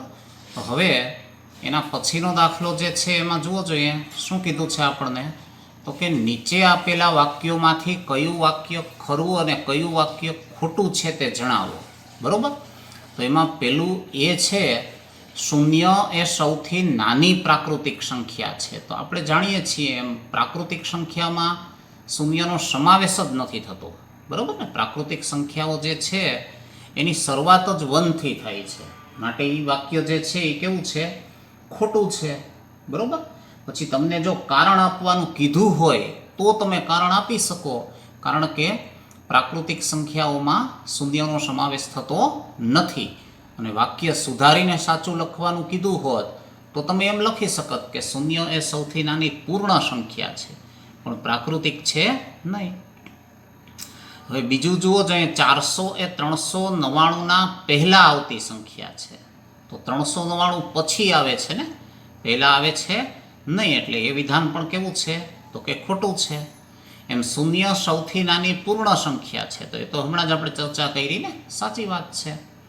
એમ 600 એ સંખ્યા 599 પછી આવતી સંખ્યા છે, તો સાચી વાત જ છે ને, 599 પછી 600 આવે. પછી દરેક પ્રાકૃતિક સંખ્યા પૂર્ણ સંખ્યા છે, તો પ્રાકૃતિક સંખ્યાઓ બધી પૂર્ણમાં તો આવી જ જવાની છે ને, કારણ કે પૂર્ણમાં એક વધારાનું શૂન્ય આવે છે, બાકી બધી પ્રાકૃતિક સંખ્યાઓ જ છે. પણ એનાથી ઊંધું કીધું હોય તો ખોટું હોત, તો એ જ કીધું છે જુઓ આમાં કે દરેક પૂર્ણ સંખ્યા પ્રાકૃતિક સંખ્યા છે, તો કેવું કહેશું આપણે એને? ખોટું, કારણ કે શૂન્ય એ પૂર્ણ છે પણ પ્રાકૃતિક છે નહીં. હવે 2 અંકોની પૂર્ણ સંખ્યાની પહેલાં આવતી સંખ્યા 1 અંકની ન હોઈ શકે. તો 2 અંકોની પૂર્ણ સંખ્યાઓ જે છે એમાં દાખલા તરીકે તમે 10 લ્યો, બરાબર. હવે એની પહેલાં આવતી સંખ્યા જે છે એ કઈ છે? તો કે 9 છે, બરાબર. તો એનો અર્થ શું થયો કે 2 અંકોની પૂર્ણ સંખ્યાઓ છે એની પહેલાં 1 અંકની સંખ્યા ન આવી શકે, એ વાતને આપણે સાચી કહી શકીએ? તો કે ન કહી શકીએ. માટે એ વિધાન કેવું છે? તો કે ખોટું છે. 1 એ સૌથી નાની પૂર્ણ સંખ્યા છે, તો ખોટી વાત છે ને, સૌથી નાની પ્રાકૃતિક છે, પૂર્ણ તો નાનામાં નાની શૂન્ય છે. હવે પ્રાકૃતિક સંખ્યા 1ની પહેલાં આવતી કોઈ સંખ્યા નથી, તો સાચી જ વાત છે ને, નાનામાં નાની પ્રાકૃતિક સંખ્યા 1 છે. પછી પૂર્ણ સંખ્યા 1ની પાસે તેની પહેલાં આવતી કોઈ સંખ્યા નથી, તો પૂર્ણ સંખ્યા 1, બરાબર. હવે એની પહેલાં તો આવે જ છે ને શૂન્ય, એટલે એ વિધાન જે છે એ કેવું છે? ખોટું છે, કારણ કે એની પહેલાં આવતી સંખ્યા આપણને મળે છે 1, તો અહીંયા ખોટું કરો. હવે પૂર્ણ સંખ્યા 13 એ 11 અને 12 વચ્ચે આવે છે, ખોટું છે ને. 13 છે એ કોની વચ્ચે આવે છે? તો કે 12 અને 14ની વચ્ચે આવે છે. 12, 13, 14 એમ લખીએ ને આપણે, એટલે એ પણ ખોટું છે. પછી પૂર્ણ સંખ્યા શૂન્ય પાસે તેની પહેલાં આવતી કોઈ સંખ્યા નથી, તો સાચી વાત જ છે ને, નાનામાં નાની પૂર્ણ સંખ્યા શૂન્ય છે, શૂન્ય પહેલાં કોઈ સંખ્યા આવશે નહીં, બરાબર ને, મતલબ એ સાચું છે. બે અંકોની સંખ્યા પછી આવતી સંખ્યા હંમેશા બે અંકની જ હોય. ખોટી વાત છે ને. આપણે દાખલા તરીકે મોટામાં મોટી બે અંકની સંખ્યા 99 લ્યો તો એના પછી 100 આવશે, પણ 100માં બે અંક છે નથી, 3 અંક છે. એટલે એ વિધાન કેવું છે? ખોટું છે. તો ઘણી વખત તમને કારણ આપવાનું કહે તો અહીંયા મેં જે કંઈ પણ સમજૂતી આપી છે, બરાબર ને, એ સમજૂતી સાથે લખવાનું. ને અહીંયા માત્ર આપણને ખરું છે કે ખોટું એ ચિહ્ન જણાવવાનું કીધું હતું, તો આપણે ચિહ્ન દર્શાવી દીધું છે. તો એ રીતે હવે 2.1માં કંઈ ડાઉટ નથી ને? તમારા રફબુકમાં લખેલા જવાબો સાથે કમ્પેર કરી લ્યો, ખોટા પડેલા દાખલાઓ સુધારી લ્યો, ફેરબુકમાં લખી લ્યો. હજી ન સમજાય તો પૂછો. હવે આપણે એના પછી 2.2ની શરૂઆત કરી દઈએ. તો 2.2માં આપણે જે ગુણધર્મો શીખ્યા હતા ને, ક્રમનો નિયમ, સમરૂપતાનો ગુણધર્મ છે, જૂથનો ગુણધર્મ છે, બરાબર ને, એની મદદથી આ ગણતરીઓ કરવાની છે. બીજું કાંઈ નવું છે નહીં. તો ઉદાહરણો મુજબ તમને જાતે ટ્રાય કરવા માટે આપેલ દાખલા, બરાબર. હવે આપણે એ જરા સોલ્યુશન જોઈએ. તો જુઓ જોઈએ, પહેલા દાખલામાં સંખ્યાઓને યોગ્ય રીતે ગોઠવીને સરવાળો કરવાનો કીધો છે. તો યોગ્ય રીતે ગોઠવવી મતલબ તમે સમજી ગયા ને, કે કંઈક આમ ટૂંકમાં સરવાળો સરળ પડે આપણને, બરાબર, રાઉન્ડ ફિગર બને એ રીતે. તો અહીંયા દાખલા તરીકે જુઓ જોઈએ, 37 છે ને અહીંયા 63 છે. તો 63 ને 7, 70 ને 30, 100, એટલે એ બેયને જો ભેગા તમે ગોઠવો તો રાઉન્ડ ફિગર મળે છે ને. પછી એમાં 208 ભેળવવા એ કોઈ અઘરી વાત રહેશે નહીં. તો એ રીતે ટૂંકમાં તમારે ગોઠવણી જે છે એ કરવાની છે. તો આપણે જોઈએ દાખલો પહેલો, બરાબર. તો હમણાં મેં તમને કીધું એ રીતે ગોઠવણીમાં પહેલાં કોનું જૂથ બનાવશો? તો કે 837, અને પ્લસ શું લઈ લેશું? તો કે 363. અને એ જૂથ છે એની બહાર આપણે શું મૂકી દેશું? તો કે 208, બરાબર. હવે 837માં 37 ને 63, 100, 100ની 2 0 મૂકી દો એટલે વધી 1 પડે, તો 8 ને 1 9 ને 3 12, મતલબ 1200. આનો સરવાળો મૌખિક જ થઈ ગયો કે ન થઈ ગયો? બરાબર. અને એમાં હવે તમારે શું નાખવાનું છે? તો કે 208. તો 1200માં 208 નાખવા એ કોઈ હવે અઘરી વાત કહેવાય? ન કહેવાય, બરાબર ને. એમાં આપણે 1200માં 200 નાખો એટલે 1400, મતલબ 1400 ને 8 આપણો શું થઈ ગયું કહેવાય? જવાબ થઈ ગયો, બરાબર. તો આવી રીતે ટૂંકમાં ગુણધર્મોનો ઉપયોગ તમને આવડ્યો છે કે નહીં એ માત્ર ચકાસવા માગે છે, બીજું કાંઈ છે નહીં. તો હવે જુઓ જોઈએ, એવી જ રીતે આપણે ધારો કે બી ગણવો છે, તો એમાંય તમે જૂથ બનાવી શકો એમ છો. 1962, તો 62 સાથે હવે તમે 38, 1538 વાળા લઈ લો એટલે 62 ને 38 એટલે 100 થઈ જાય કે ન થઈ જાય? બરાબર. એટલે એક જૂથ આપણે 1962 જે છે એની સાથે પ્લસ કોનું કરી દઈએ? તો કે 1538નું, અને ત્યાર પછી પ્લસ. હવે અહીંયા આગળ આપણે દાખલા તરીકે 453 છે, તો એની સાથે પ્લસમાં કોનું જૂથ લઈ લઈએ? તો કે 647નું. કારણ કે 53માં 47 નાખો તોય 100 થઈ જાય કે ન થઈ જાય? બરાબર. હવે 1962માં 1538 નાખો તો હમણાં મેં કીધું 62 ને 38, 100ના 2 મીંડા મૂકી દો તમે, તો વધી 1 ઉમેરો એટલે 19 ને 1 20, 20માં પછી 15 નાખો એટલે 20 ને 10 30 ને 5 35, મતલબ આનો સરવાળો સરળતાથી તમને 3500 મળી ગયો ને. એવી જ રીતે 53માં 47 નાખો એટલે 100 થાય છે, 100ના 2 મીંડા મૂકી દો એટલે વધી 1, ને 4 ને 1 5માં 6 નાખો એટલે આનો સરવાળો તમને 1100 મળી ગયો કે ન મળી ગયો? હવે 3500માં તમે 1100 નાખો એટલે 35 ને 1 36, 36 ને 10 46, મતલબ આનો સરવાળાનો જવાબ જે છે એ આપણને કેટલો મળી જશે? તો કે 4600, બરાબર ને. અને આમાં કંઈ આપણે બીજી જટિલ ગણતરી એકમ, દશક, 100 બધું નીચે નીચે ગોઠવીને કરવી પડે એવું પણ કંઈ જોવા મળે છે? નથી મળતું. એમનો માત્ર તમે ગુણધર્મનો ઉપયોગ કરી અને સરળતાથી આ દાખલો ગણી શકો છો, બરાબર. તો હવે તમે એ રીતે ગણતા શીખી જાઓ ખાસ. તો હવે જુઓ જોઈએ, દાખલો બીજો છે એમાં યોગ્ય રીતે ગોઠવી ગુણાકાર શોધવાના છે. તો એમાંય તમે આ દાખલા તરીકે 2 છે, 1768 ને 50 છે, તો સ્વાભાવિક છે કે 50 ગુણ્યા 2 એટલે 100, અને 100 ને 1768 વડે ગુણી નાખો એટલે જવાબ જે છે એ તમને સહેલાઈથી મળી જશે ને. 1768 ની પાછળ 100 ના 2 મીંડા લાગી જશે. એવી રીતે બીમાં પણ તમે સરળતાથી ગણી શકો છો ને. 4 અને 25 નો ગુણાકાર 100 થઈ જાય ને 100 ને 166 ગુણી નાખે એટલે 166 પાછળ 2 મીંડા લગાડી દો. એમ 125 અને 8નું જૂથ બનાવી નાખો એટલે 1000 થઈ જાય ને 1000 ને 291 વડે ગુણો એટલે 291 પાછળ 1000 ના 3 મીંડા લાગી જાય. બરાબર ને. તો આવા દાખલાઓ જે છે એમાં બીજું કાંઈ હોતું નથી. આવી રીતે તમે નાનું એવું જૂથ બનાવી નાખો એટલે પછી દાખલો સહેલો બની જાય. 625 સાથે ધારો કે તમે 16નું જૂથ બનાવી નાખો અને પછી જવાબને 279 એ ગુણી નાખો તો 16 વડે ગુણાકાર તો તમને મોઢે આવડતો હોય ને. બરાબર. એવી રીતે અહીંયા દાખલા તરીકે 60 અને 5નું જૂથ છે એ તમે મૌખિક ગણી શકો એમ છો 300 અને એ 300 ને પછી 285 એ ગુણવા એ કંઈ અઘરી વાત છે નથી. બરાબર.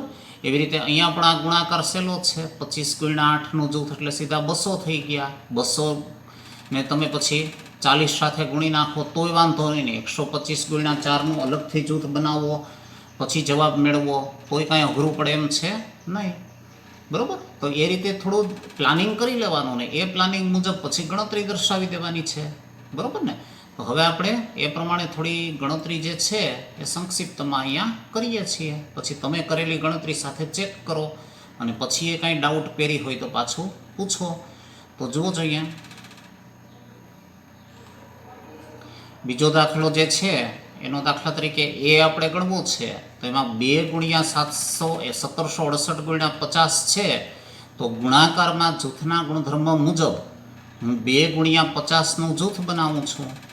બરાબર. અને ગુણ્યા પછી શું લખવાનું રહેશે આપણે તો કે 1768. હવે 2 × 50 તો તમને આવડે છે. 50 2 કેટલા થઈ જાય તો કે 100 અને ગુણ્યા તમારે શું કરવાનું છે તો કે 1768. હવે 1768 ને 100 વડે ગુણવાનો અર્થ તો તમે સમજી શકો એમ છો ને. 100 ના 2 મીંડા લગાડી દો બીજું કાંઈ હોય નહીં. બરાબર ને. એટલે ગુણાકાર થઈ ગયો. હવે એવી રીતે એમાં ને એમાં જો તમારે બી ગણવો છે તો એમાં 4 × 166 × 25 છે. તો તમે 4 અને 25નું જૂથ બનાવી નાખો. ગુણાકારમાં જૂથનો નિયમ તો આપણે શીખી ગયા હતા ને. અને એ જૂથના જવાબ સાથે પછી આપણે કોને ગુણી નાખશું તો કે 166 ને. તો હવે 4 × 25 તો તમને મૌખિક આવડે કે ન આવડે. 25 ચોક 100 ને એને ગુણ્યા શું કરવાનું છે તો કે 166. તો 166 એકું 166 થશે અને 100 ના 2 મીંડા લગાડી દો. બરાબર. એટલે જે જવાબ છે એ તમને કેટલો મળી ગયો 16600. પછી સી જુઓ જોઈએ તો એમાં 8 × 291 × 125 છે. તો તમે પહેલાં 8 × 125નું જૂથ બનાવી શકો એમ છો ને. તો 8 × 125નું જૂથ બનાવ્યું ને એ જૂથને હવે કોના વડે ગુણવાનું છે આપણે તો કે 291 વડે. તો હવે 125 અઠ્ઠા તો તમને મોઢે આવડે કે ન આવડે. 100 અઠ્ઠા 800 ને 25 અઠ્ઠા 1000. તો 25 અઠ્ઠા 200. 800માં 200 નાખો એટલે કુલ કેટલા થયા તો કે 1000 ને એ 1000 ને હવે તમારે કેટલાય ગુણવાના છે તો કે 291 વડે. તો 291 એકું 291 અને પાછળ 1000 ના 3 મીંડા લગાડી દો. બરાબર ને. તો ઓલા તમારે મોટા મોટા જે ગુણાકારો કરવા પડતા હતા એવા કોઈ જાતના હવે મોટામાં ગુણાકારો રહેશે નહીં. આમાં તમે એકદમ સરળતાથી આવી રીતે મૌખિક ગણતરી કરીને કરી શકો છો ને. તો એવી જ રીતે હવે આમાં જુઓ જોઈએ સીમાં 625 × 279 × 16 છે. તો 625 અને 16નું પહેલાં જૂથ બનાવી લેશું ને આપણે અને પછી એ જૂથ જે છે એની સાથે કોનો ગુણાકાર કરી નાખશું 279નો. તો એ રીતે એ ગણતરી કરી નાખીએ આપણે.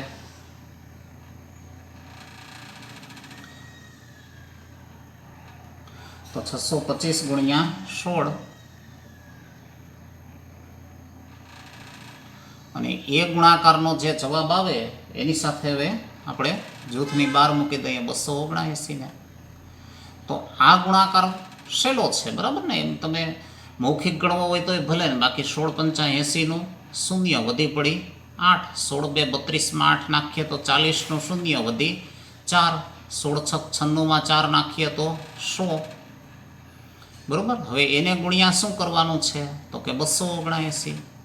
તો 279 એકું 279 અને પાછળ આ 10,000 આવ્યા છે એના 4 મીંડા લગાડી દો.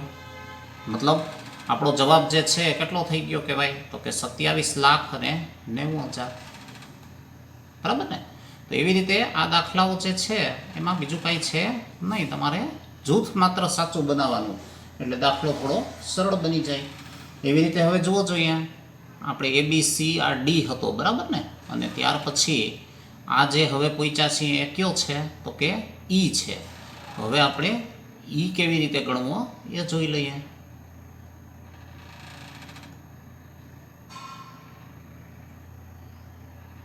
અહીંયા આગળ જે આપણે ગણ્યો હતો એ કયો હતો? D હતો, બરાબર? તો હવે જે ગણવાનો થશે એ કયો થશે? તો કે E ગણવાનો થશે. તો ઈમાં રકમ છે 285 ગુણ્યા 5 ગુણ્યા 60. તો આમાંય તમે 60 અને 5નું જૂથ બનાવી નાખો, બરોબર? અને એ જૂથને પછી કેટલા વડે ગુણી નાખશો? તો કે 285 વડે. તો 60 50 શું થઈ જશે? 6 5 30 ને એક મીંડું બીજું મતલબ 300. એને ગુણ્યા 285 કરવા છે. તો હવે 300ના બે મીંડા તો આવવાના જ છે ને.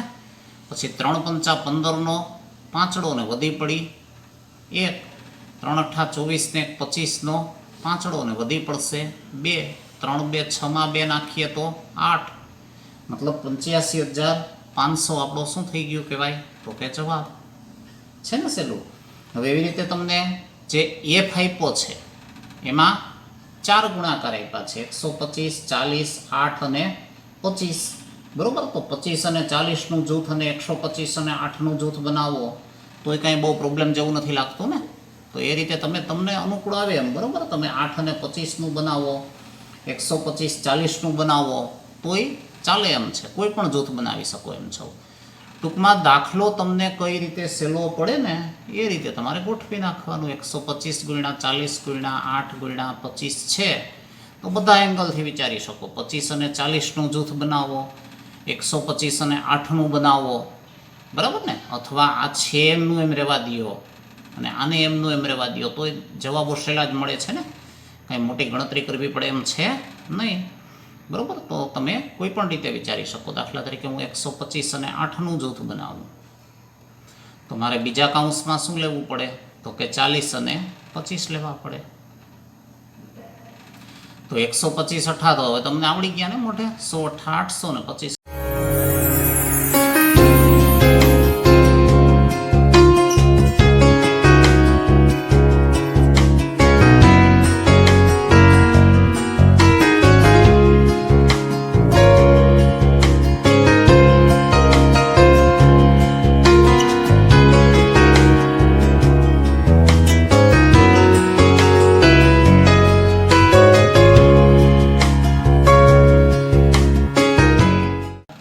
હવે 40 ગુણ્યા 25 જે છે એ પણ તમે મૌખિક કરી શકો એમ છો. 25 ચોક 100 અને એક મીંડું બીજું મતલબ 1000. હવે 1000 ગુણ્યા 1000 એટલે 1 1 1 ને પાછળ 3 ને 3 6 મીંડા લાગી જવાના છે ને. તો એકની પાછળ 6 મીંડા એટલે 10 લાખ થઈ ગયા કે ન થઈ ગયા? બરાબર ને? તો આ આપણો શું થઈ ગયું કહેવાય? તો કે જવાબ થઈ ગયો. તો આ પ્રકારના દાખલા જે છે એમાં આમ જોવા જાવ તો બીજું કાંઈ અઘરું છે નહીં. હવે એવી જ રીતે ત્રીજો દાખલો જે છે એમાં શું કીધું છે જુઓ જોઈએ. કિંમત શોધવાની છે. તો 297 ગુણ્યા 17 અને 297 ગુણ્યા 3 આપ્યા છે, બરાબર? તો એ પ્રકારના દાખલા આપણે વિભાજનનો નિયમ શીખાતા ને એની મદદથી હવે તમે ગણી શકવા જોઈએ, બરાબર ને? તો વિભાજનના નિયમમાં જે ગુણાકારનું સરવાળા પર કે બાદબાકી પર વિભાજન થતું હતું એને બદલે હવે એને સામાન્ય અવયવ તરીકે 12 લઈ લેવાનો છે, બીજું કાંઈ છે નહીં. તો અહીંયા દાખલા તરીકે આપણે એ ગણવો છે તો એમાં 297 ગુણ્યા 17 છે અને પછી પ્લસ શું આપ્યું છે? તો કે 297 ગુણ્યા 3. તો જુઓ જોઈએ, વિભાજનના નિયમ પ્રમાણે ગુણાકારનું સરવાળા પર વિભાજન થયું એટલે 297 અંદર દાખલ થયા છે. તો હવે જો હું એને 12 લઈ લઉં તો 297 ગુણ્યા કાઉન્સમાં શું વધવું જોઈએ? તો કે 17 વત્તા 3. તો હવે 17 વત્તા 3 તો તમે મૌખિક ગણતરી કરીને કરી શકો એમ છો ને. 17માં 3 નાખો એટલે શું થઈ જાય? તો કે 20. હવે 20 વડે ગુણવું છે તો 20નું શૂન્ય તો મૂકી જ દીધું આપણે. પછી 2 સત્તા 14નો ચોગડો વધી પડશે 1, 2 નવા 18 ને 19નો નવડો વધી પડશે 1, 2 2 4માં 1 નાખીએ તો 5. મતલબ જવાબ જે છે એ કેટલો મળી ગયો આપણને? તો કે 5940. હવે એમાં જુઓ જોઈએ આપણે કોઈ બીજી જટિલ ગણતરી કરવી પડે એવું લાગ્યું તમને? નથી લાગતું, બરાબર ને? સરળતાથી ગણી શકો છો. તો એવી જ રીતે તમને એમાં જુઓ જોઈએ બી આપ્યો છે 54,279. પછી ગુણ્યા શું આપ્યું છે? તો કે 92. અને ત્યાર પછી પ્લસ 8. અને ફરી ગુણ્યા શું આપ્યું છે? તો કે 54,279. તો આમાંય તમે જોઈ શકો છો ને, આ બે ગુણાકાર છે ને બંને ગુણાકારનું સરવાળા ઉપર વિભાજન થયેલું છે. હવે બંનેમાં સામાન્ય ઘટક કયો જોવા મળે છે? તો કે 54,279. તો આ 54,279 ને જો હું સામાન્ય લઈ લઉં તો અંદર કાઉન્સમાં અહીંયા મારી પાસે શું વધે છે? તો કે 92 પ્લસ અહીંયા આગળ શું વધે છે? તો કે 8. તો હવે આનું આપણે સાદું રૂપ આપવું હોય તો આ 54,279 પછી ગુણ્યા અને 92માં 8 નાખતા તો તમને આવડે છે 100, બરાબર. હવે 54,279 અને ગુણ્યા તમારે 100 કરવાના હોય તો 100ના 2 મીંડા જ લગાડવાના રહીએ કે ન રહીએ? બરાબર ને? મતલબ આપણો જવાબ છે 54,27,000 ને શું થઈ ગયો કહેવાય? તો કે 900. તો આમાં જુઓ જોઈએ છે બીજું કંઈ અઘરું?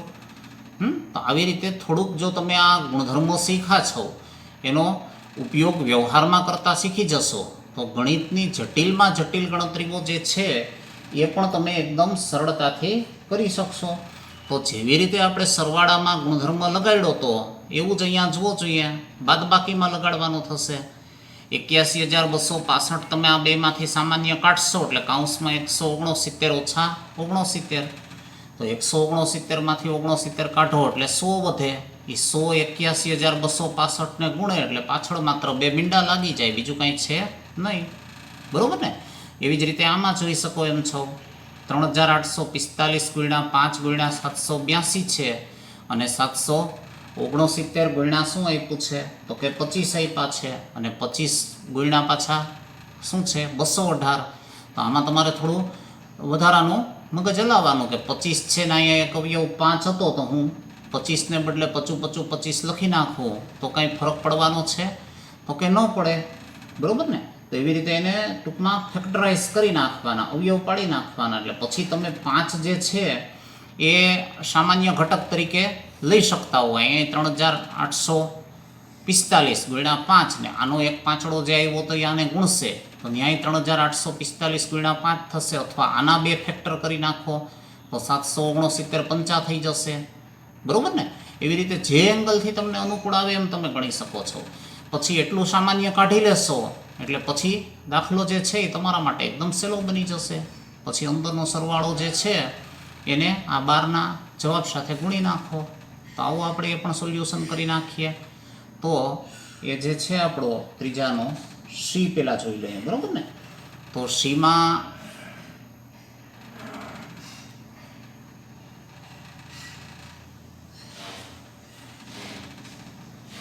આપણને શું કીધું છે કે 81,265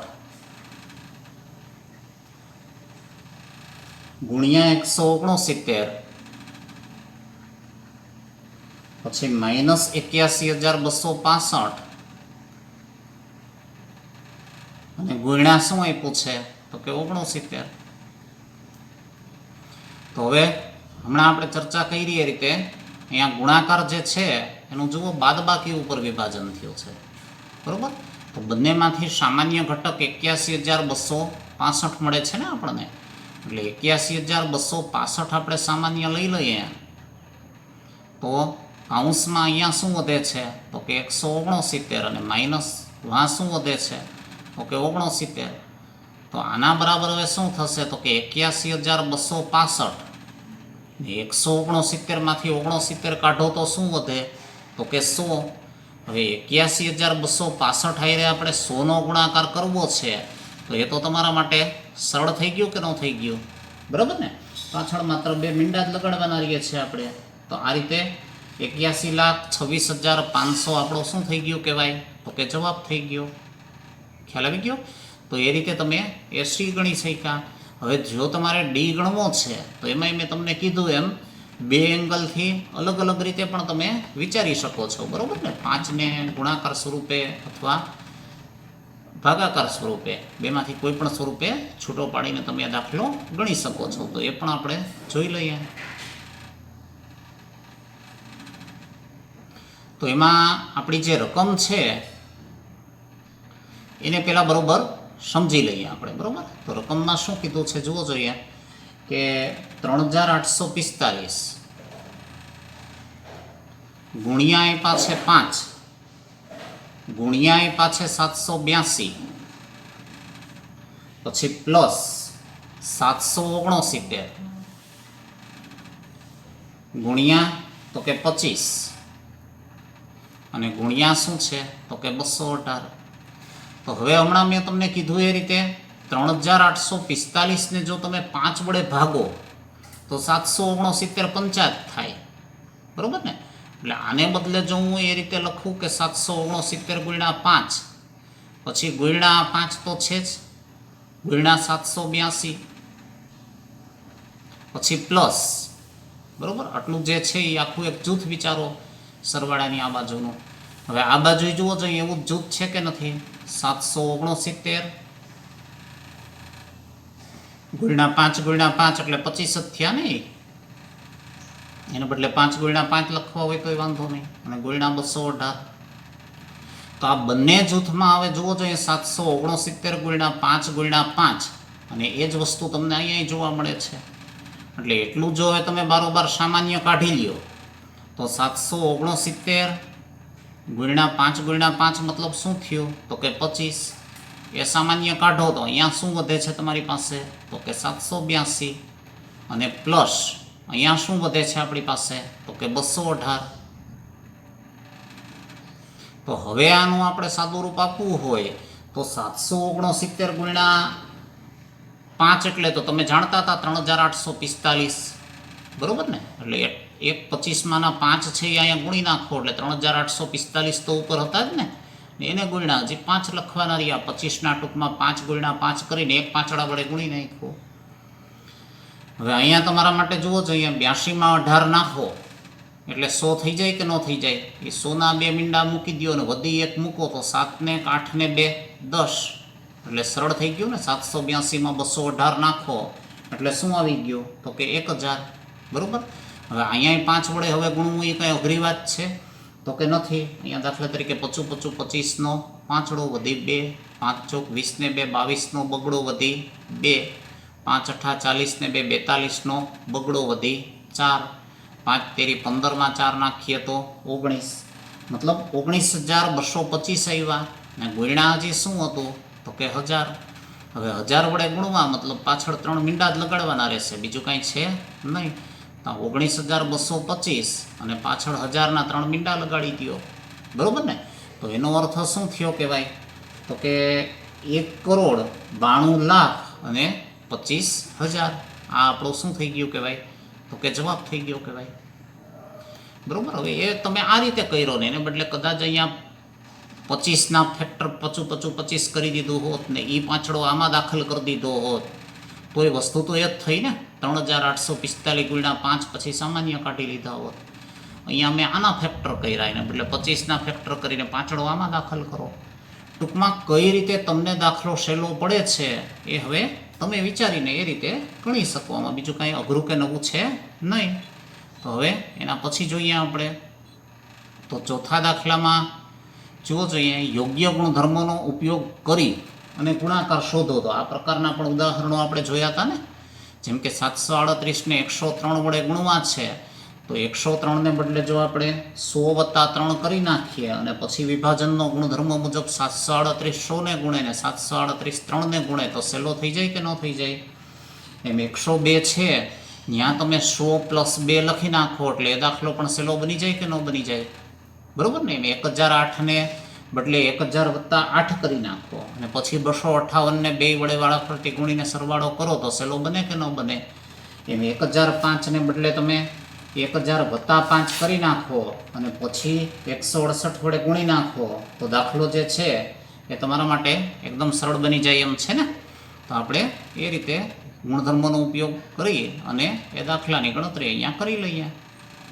તો ચોથો દાખલો જે છે એમાં આપણે કરવાનું શું છે, ટૂંકમાં વધારે પડતું બધું તમે જોયું એમ વિભાજનના ગુણધર્મનો જ ઉપયોગ છે, બીજું કાંઈ નવું છે નહીં. બરાબર ને? તો જોઈએ, ચાલો આપણે પેલા પેટામાં શું કીધું છે જુઓ જોઈએ.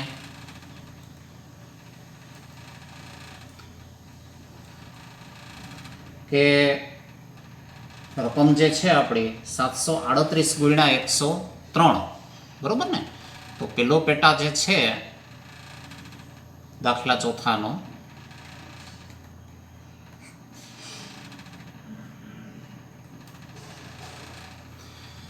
એમાં 738 કેટલા વડે ગુણવા છે તો કે 103 વડે. તો હમણાં આપણે ચર્ચા કરી એ મુજબ આના બરાબર આપણે 738 ગુણ્યા અને 103 ને બદલે શું કરી નાખશું તો કે 100 વત્તા 3. બરાબર? હવે 100 વત્તા 3 નો અર્થ શું થયો તો કે 738 છે એ 100 ને ગુણશે, પછી આ પ્લસ છે, અને ત્યાર પછી શું થશે તો કે 738 જે છે એ 3 ને ગુણશે. બરાબર? હવે 738 100 ને ગુણે તો 738 અને 100 ના બે મીંડા લાગી ગયા. 738 3 ને ગુણે તો 3 અઠ્ઠા 24 નો ચોગડો વધી 2, 3 તેરી 9 ને 2 11 નો એકડો વધી 1, 3 સત્તા 21 માં 1 નાખીએ તો 22. એ તો મોઢે ગણી શકો એમ છો ને.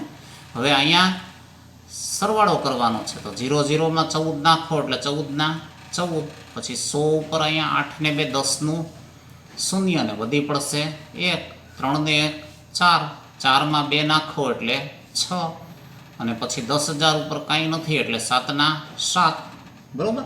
તો આવી રીતે જુઓ જોઈએ આપણને જે આનો જવાબ છે એ 76,014 મળી ગયો ને એમાં કોઈ જાતની આપણે જટિલ ગણતરી કરવી પડી છે નહીં, એમનેમ સરળતાથી થઈ ગયો દાખલો. બરાબર ને? તો એવી રીતે એનું હવે બી જોઈએ આપણે. તો એમાં આપણને 854 ગુણ્યા 102 આપ્યા છે.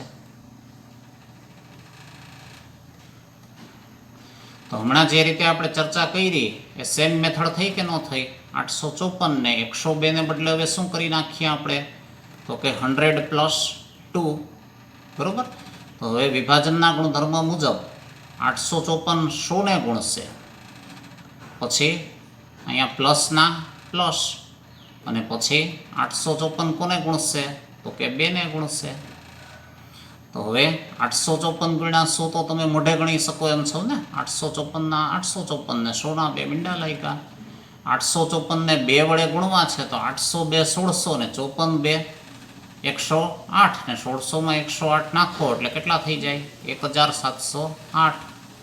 હવે 85,400 છે એમાં 1,708 આપણે નાખવા છે તો 08 ના 08, પછી 7 ને 4 11 નો એકડો ને વધી પડશે 1, પછી શું થશે તો કે 5 ને 1 6, 6 ને 1 7, અને 8 ના 8 જ રહેશે ને, મતલબ 87,108 જે આવ્યા એ શું થઈ ગયું કહેવાય આપણો જવાબ થઈ ગયો કહેવાય. બરાબર? ઓલા તમારે 100 દશક એકમ ગુણવું ને શૂન્યો લેવા અને આમાં કોઈ જાતની એવી મગજમારી છે નહીં. સરળતાથી તમે ગુણધર્મોનો ઉપયોગ કરી અને આ દાખલા ગણી શકો છો. તો હવે એવી જ રીતે એનો સી છે એમાં શું કીધું છે આપણને જુઓ જોઈએ તો કે 258 ગુણ્યા 1008. તો આમાંય એ જ મેથડ થઈ કે ન થઈ?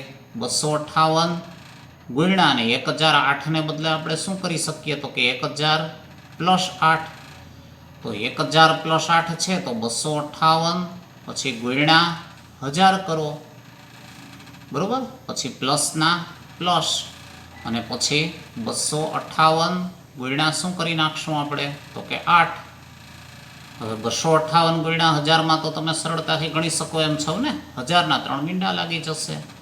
અહીંયા 8 તમે મોઢે ગણી શકો એમ છો, ને આમ ગણવા હોય તો 88 64 નો ચોગડો વધી 6 પડશે. 8 5 40 ને 6 46 નો છગડો વધી 4 પડશે, 8 2 16 માં 4 નાખીએ તો 20, મતલબ 2064 આવ્યા. હવે આનો સરવાળો તો તમને મોઢે આવડવો જોઈએ ને. આમાં છેલ્લા 3 શૂન્યો છે, એમાં 064 નાખો એટલે 064 એમના એમ જ રહે કે ન રહે, બરાબર. પછી આના 1000 ઉપર 2, આના 1000 ઉપર 8 એટલે 8 ને 2 10નું શૂન્ય અને વધી પડશે 1. પછી 25 ને 26 જ મૂકવાના છે ને. હવે 10,000 ઉપર કાંઈ છે નહીં, બરાબર. તો એનો અર્થ શું થયો તો કે 2,60,000 જે છે એ આપણો શું થઈ ગયું કહેવાય તો કે જવાબ થઈ ગયો કહેવાય 2,60,064. હવે એવી જ રીતે જુઓ જોઈએ ડી છે તો એમાં આપણને શું આપી છે રકમ તો કે 1,005 અને ગુણ્યા શું કરવાનું છે તો કે 168. તો હમણાં આપણે શીખી ગયા એ સેમ વસ્તુ થઈ કે ન થઈ. 168 ને આપણે એમના એમ રહેવા દઈએ ને 1,005 છે, બરાબર ને. એને સરવાળા સ્વરૂપમાં 1,000 + 5 એવા સ્વરૂપમાં લખીએ તો કિંમતમાં કાંઈ ફરક પડશે નહીં. તો હવે ગુણાકારનું સરવાળા ઉપર વિભાજન કરીએ તો 168,000ને ગુણશે ને 168 જે છે એ 5ને પણ ગુણશે. મતલબ 168 ગુણ્યા શું લખી શકીએ એમ છીએ તો કે 1000 અને પછી પ્લસ 168 ગુણ્યા શું લખી શકીએ એમ છીએ તો કે 5. હવે 168 ગુણ્યા 1000 તો તમે મોઢે કરી શકો એમ છો ને.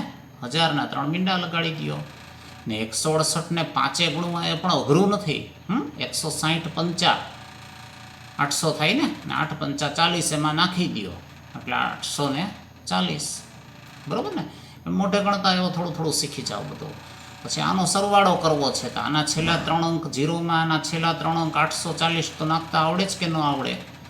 હવે અહીંયા કાંઈ 1000 10,000 ઉપર છે નહીં એટલે આ જે છે એમનું એમ મૂકી દો. મતલબ 168 ના 168.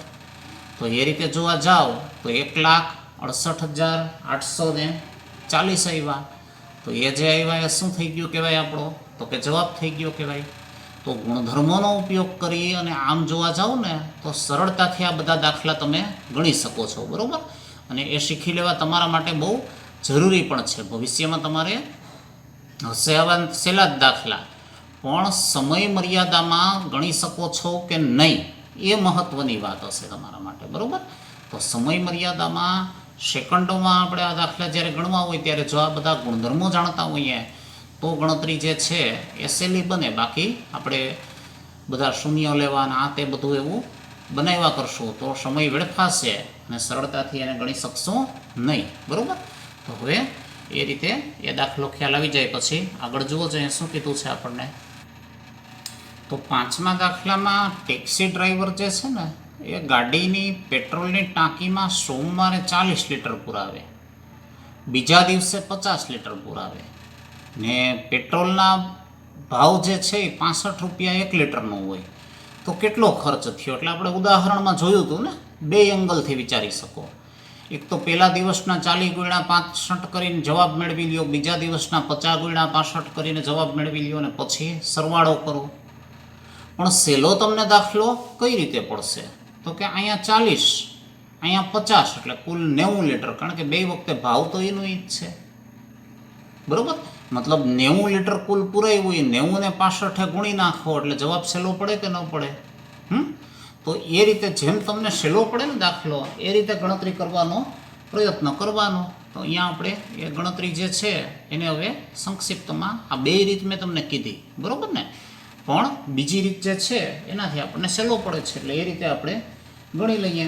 તો સોમવારે 40 લીટર ને બીજા દિવસે 50 લીટર મતલબ કુલ કેટલું થયું 40 + 50 એટલે 90 લીટર પુરાવ્યું કહેવાય ને. તો આપણે પહેલાં એ ઉલ્લેખ કરી દઈએ કે પ્રથમ દિવસના અથવા સોમવારના 40 લીટર અને મંગળવારના 50 લીટર મતલબ કુલ 90 લીટર પુરાવ્યું.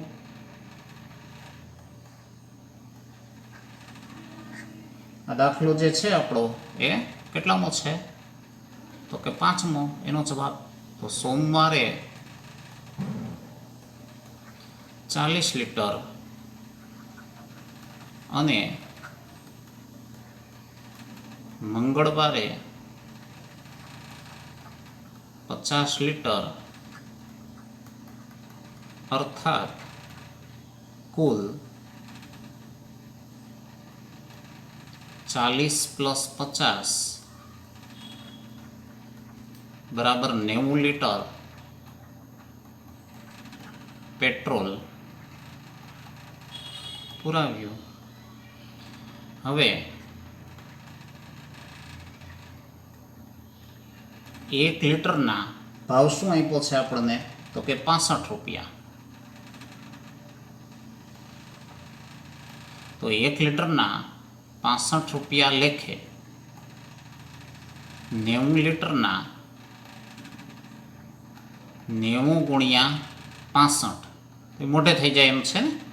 શૂન્ય મૂકી દો, પછી 9 × 5 = 45 નો પાંચડો વધી 4, 9 × 6 = 54 માં 4 નાખો તો 58, મતલબ 5885 રૂપિયા. બરાબર ને? તો આપણને પ્રશ્ન પૂછ્યો હતો કે કેટલો ખર્ચ કર્યો, તો 5885 રૂપિયા કુલ પેટ્રોલ પાછળ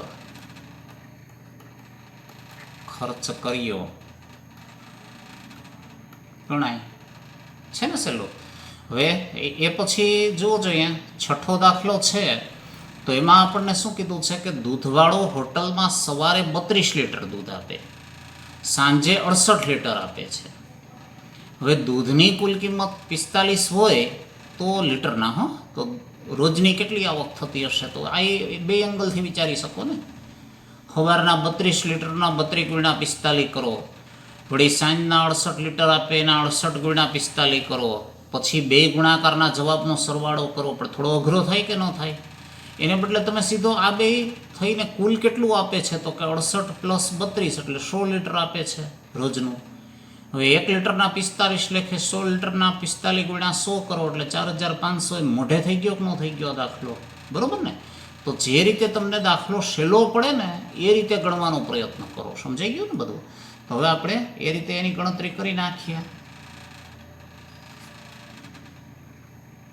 તો છઠ્ઠા દાખલાનું આપણે શું આપ્યું હતું પહેલાં? તો કે સવારે 32 લીટર, સાંજે કેટલા લીટર આપે છે? તો કે 68 લીટર. તો સવારે 32 લીટર,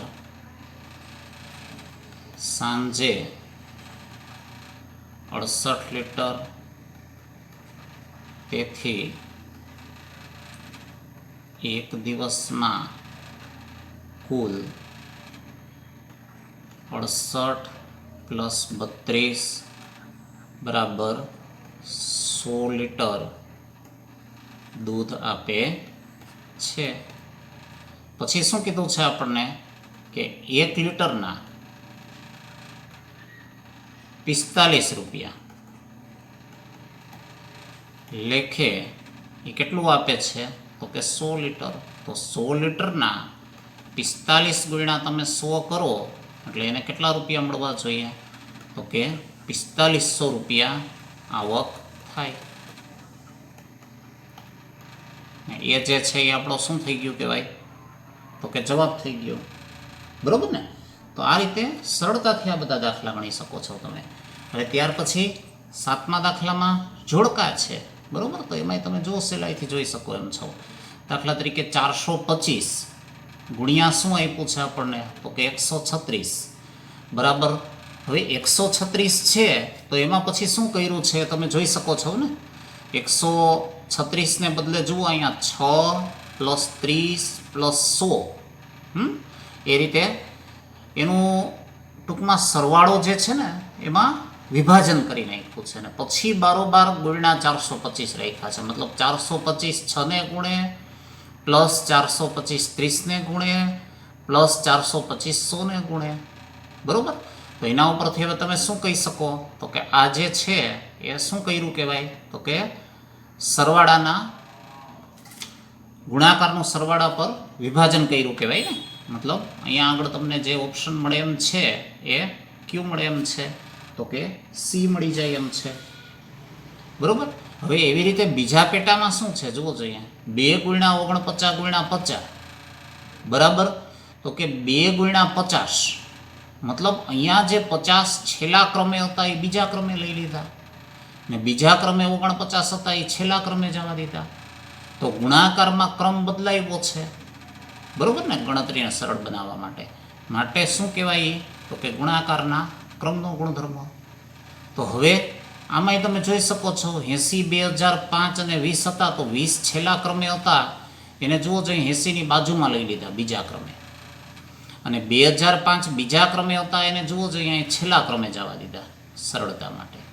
મતલબ સરવાળામાં ક્રમ બદલાવ્યો છે, એટલે એને તમારે જોડવા હોય તો સરવાળાના ક્રમના ગુણધર્મો મતલબ બી સાથે જોડી શકો એમ છો, બરાબર.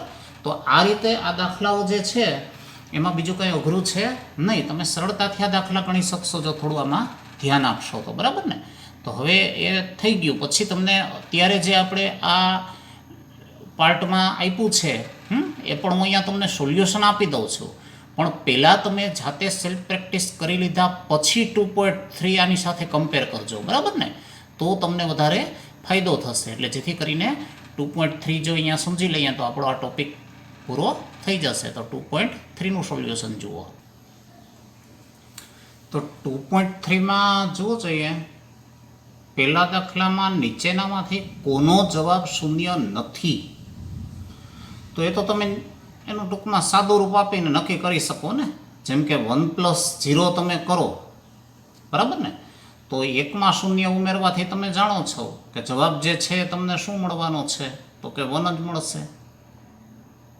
હવે તમે 0 ગુણ્યા 0 કરો તો જવાબ શું થાય? તો કે 0 જ થાય. 0 ભાગ્યા 2 કરો તો જવાબ શું થાય? તો કે 0 જ થાય.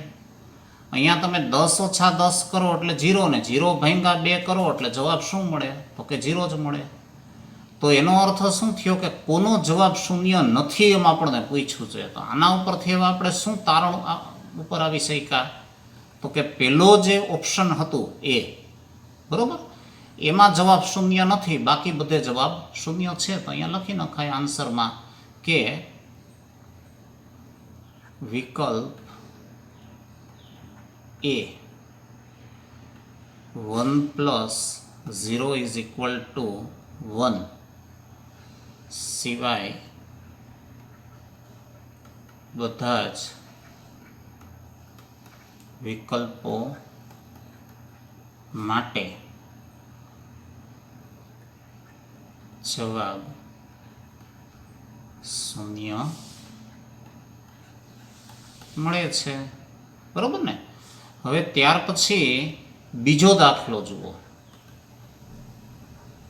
તો બે પૂર્ણ સંખ્યાઓનો ગુણાકાર શૂન્ય છે, તો શું આપણે કહી શકીએ કે આ સંખ્યાઓમાંથી એક કે બંને સંખ્યાઓ શૂન્ય હોવી જોઈએ? ઉદાહરણ આપી સમજાવો તો એ પણ તમે સિમ્પલી કહી શકો ને, કે તમે કોઈ દી એમ તો નહીં કહી શકો ને કે 5 ગુણ્યા 1 બરાબર 0. તો શૂન્ય ગુણાકાર મેળવવા માટે તમારે શું કરવું પડશે? તો કે કોઈ પણ એક સંખ્યા શૂન્ય હશે તો જ જવાબ શૂન્ય શક્ય બનશે, બરોબર ને. કાં તો 5 ગુણ્યા 0 હશે, કાં તો 0 ગુણ્યા 1 હશે તોય જવાબ શૂન્ય, પણ 5 ગુણ્યા 1 હશે તો કોઈ દી જવાબ શૂન્ય આવી શકશે નહીં, આવી શકે. અથવા ત્રીજી સ્થિતિમાં બંને જ સંખ્યાઓ શૂન્ય હશે તો પણ જવાબ શૂન્ય મળી શકશે, બરોબર. તો એનો અર્થ શું થયો કે બે પૂર્ણ સંખ્યાઓનો ગુણાકાર શૂન્ય છે, તો આપણે શું વિચારી શકીએ એમ છીએ? તો કે આપણે કહી શકીએ કે કાં બંને સંખ્યા શૂન્ય હોવી જોઈએ અથવા બેમાંથી કોઈ પણ એક સંખ્યા શૂન્ય હોવી જોઈએ, બરોબર ને. અન્યથા એ ગુણાકાર શક્ય બનશે નહીં. તો અહીંયા એ કારણ આપણે અહીંયા લખી શકીએ કે આ ઉદાહરણ પરથી જોઈ શકાય છે કે બે પૂર્ણ સંખ્યાઓનો ગુણાકાર શૂન્ય ત્યારે જ શક્ય બને જ્યારે બંને અથવા બંનેમાંથી કોઈ એક પૂર્ણ સંખ્યા શૂન્ય હોય, બરાબર ને? તો એ રીતે એ દાખલો જે છે એ તમે ગણી શકો છો, એમાં બીજું કંઈ નવું કે અઘરું છે નહીં, બરાબર ને? ચાલો હવે ત્યાર પછી ત્રીજામાં જુઓ જોઈએ, જો બે પૂર્ણ સંખ્યાઓનું ગુણનફળ એક છે તો શું આપણે કહી શકીએ કે આ સંખ્યાઓમાંથી એક કે બંને એકના બરાબર હોવી જોઈએ, બરાબર? પાછું એમ કીધું છે કે ઉદાહરણ આપી અને સમજાવવાનું છે. તો અહીંયા પણ તમે જોઈ શકો એમ છો કે જો બંને સંખ્યાઓ એક હશે તો જ એનો ગુણાકાર એક થશે, બાકી કોઈ એક સંખ્યા એક સિવાયની હશે તો આપણને એનો ગુણાકાર કોઈ દી એક મળી શકશે નહીં, બરાબર ને? તો એ ઉદાહરણ દ્વારા તમે સમજાવી શકો એમ છો.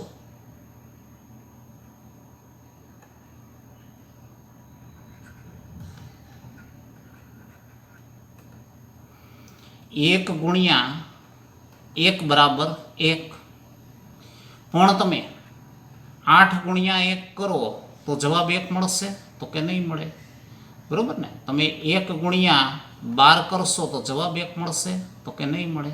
તો આના ઉપરથી શું તારણ આપણે કાઢી શક્યા કે બે પૂર્ણ સંખ્યાઓનો ગુણાકાર 1 હોય તો એ ત્યારે જ શક્ય છે કે જ્યારે બંને પૂર્ણ સંખ્યાઓ 1 હોય, બાકી શક્ય બનશે નહીં, બરાબર? તો અહીંયા લખી નખાય કે આ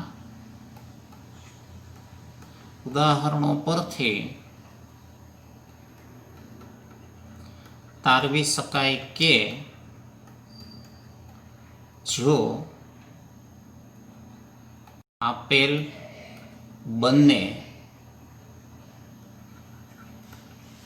પૂર્ણ સંખ્યાઓ 1 હોય તો જ તેઓનો ગુણાકાર 1 મળે, અન્યથા શક્ય નથી, બરાબર ને? તો આવી રીતે ઉદાહરણો જે છે ને એની મદદથી આ પ્રકારના દાખલાઓને સમજવાનો તમારે પ્રયત્ન કરવાનો છે. હવે ચોથા દાખલામાં વિભાજનના ગુણધર્મનો ઉપયોગ કરી અને ગણતરી કરવાની છે, જે હમણાં આપણે જોયું હતું ને આગળ. 101 હોય તો 100 પ્લસ 1 લઈ લઈએ, 1001 હોય તો 1000 પ્લસ 1 લઈ લઈએ, બરાબર ને? એવી જ રીતે 824 ગુણ્યા 25 આપ્યા હોય તો 20 પ્લસ 5 કરી શકીએ, એમ 125 હોય તો 100 પ્લસ 20 પ્લસ 5 કરો એટલે સહેલો થઈ જાય ને. 100 પ્લસ 25 કરો તોય ચાલે, 25નો ઘડી હોય મોટે ભાગે તમને આવડતો જ હોય. એવી રીતે 504 ગુણ્યા 35 આપેલા હોય આપણને, બરાબર ને? તો એમાં 504નું વિભાજન કરવું સહેલું પડે ને, 500 વત્તા 4 કરી નાખો, બરાબર? અને પછી એ દાખલાને સરળતાથી તમે ગણી શકો એમ છો. તો અહીંયા આપણે એ દાખલા જોઈ લઈએ. દાખલા તરીકે 728 ગુણ્યા 101 છે.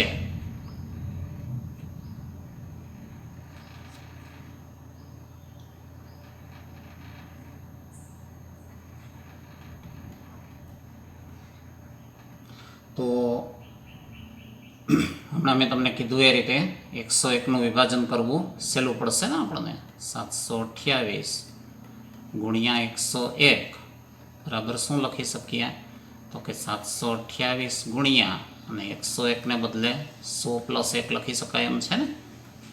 હવે ગુણાકારનું સરવાળા પર વિભાજન કરીએ તો 728 ગુણ્યા 100 અને પ્લસ 728 ગુણ્યા 1 લખી શકો. હવે 728 ગુણ્યા 100 કરો એટલે 2 મીંડા લાગી ગયા, અને 728 એકુ 728.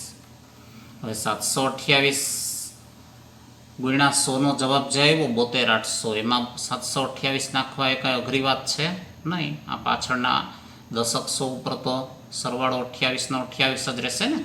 હવે 100 ઉપર 7 ને 8 15નો પાંચડો ને વધી 1, પછી 72 ઉપર વધી 1 તમે ઉમેરી એટલે 73 થઈ જશે કે નહીં થઈ જાય, બરાબર ને? મતલબ 73528 જે આવ્યા એ શું થઈ ગયું કહેવાય? આપણો જવાબ થઈ ગયો કહેવાય.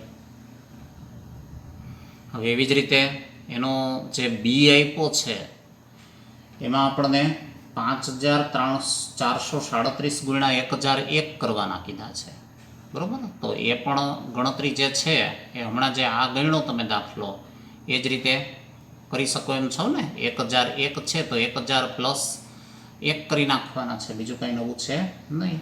તો 5437 ગુણ્યા 1001 બરાબર 5437 ગુણ્યા 1001 ને બદલે શું લખી નાખશો તો કે 1000 વત્તા 1, તો 5437 ગુણ્યા 1000 અને પછી પ્લસ 5437 ગુણ્યા શું કરી નાખશું તો કે 1. તો હવે 1000 વડે ગુણવા એ તો સહેલી વાત છે ને, 3 મીંડા લગાડી દેવાના, બીજું કંઈ છે નહીં. અને 1 વડે ગુણવાથી એ કિંમતમાં કાંઈ ફેર પડશે નહીં, એકી તટસ્થ સંખ્યા છે ને ગુણાકારની. હવે આનો સરવાળો કરવો છે તો છેલ્લા અહીંયા 3 મીંડા છે એટલે એની સાથે આ છેલ્લા 3 આંકડા ભળવાથી કાંઈ ફેર પડશે નહીં, એટલે 437 મૂકી દો. હવે 1000 ઉપર અહીંયા 5 ને અહીં 7 એટલે 7 ને 5 12નો બગડો ને વધી પડશે 1, પછી 3 ને 1 543માં 1 નાખો તો 544, કારણ કે વાતો કાંઈ ભેળવવાનું રહ્યું જ નહોતું ને, બરાબર. તો આ રીતે જે જવાબ છે એ હવે જુઓ છો અહીંયા કેટલો મળ્યો તમને, 54,42,437, બરાબર ને. તો આમાં આપણે કંઈ બીજી જટિલ ગણતરી કરવી પડી હોય એવું લાગે છે નહીં, સરળતાથી ગણી શક્યા. હવે એવી જ રીતે સી જે છે એમાં હમણાં આપણે જોયું એમ 824 ગુણ્યા 25 આપ્યા છે.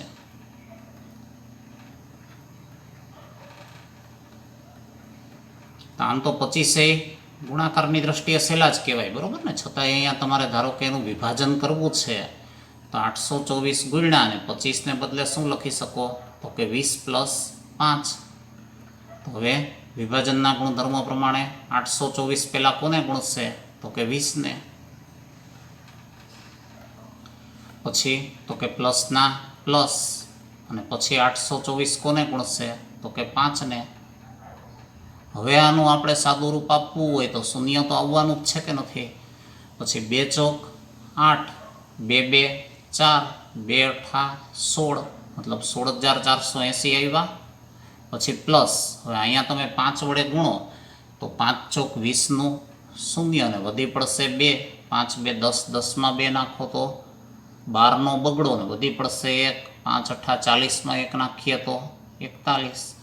હવે આનો આપણે સરવાળો કરવો એ પણ કંઈ અઘરી વાત છે નહીં. શૂન્યમાં શૂન્ય નાખીએ એટલે શું આવશે તો કે શૂન્ય જ આવશે ને અહીંયા આગળ.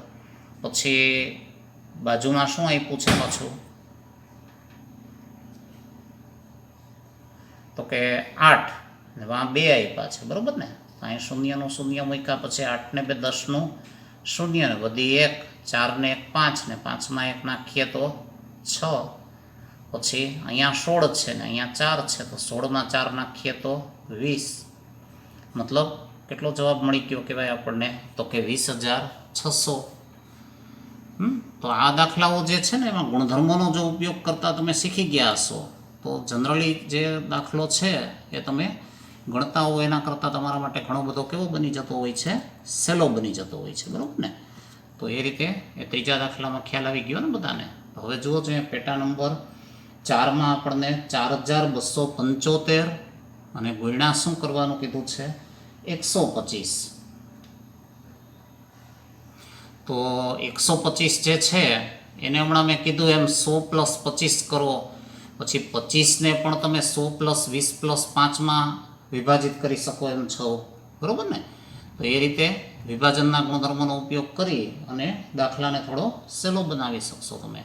તો 4,275 અને ગુણ્યા શું આપ્યું છે 125.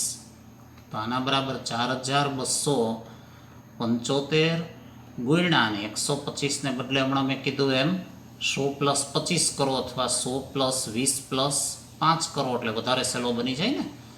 હવે ગુણાકારનું સરવાળા ઉપર વિભાજન કરીએ તો પહેલાં 4,275 100ને ગુણશે, પછી તો કે આ 4,275 છે એ કોને ગુણશે? તો કે 20 ને ગુણશે.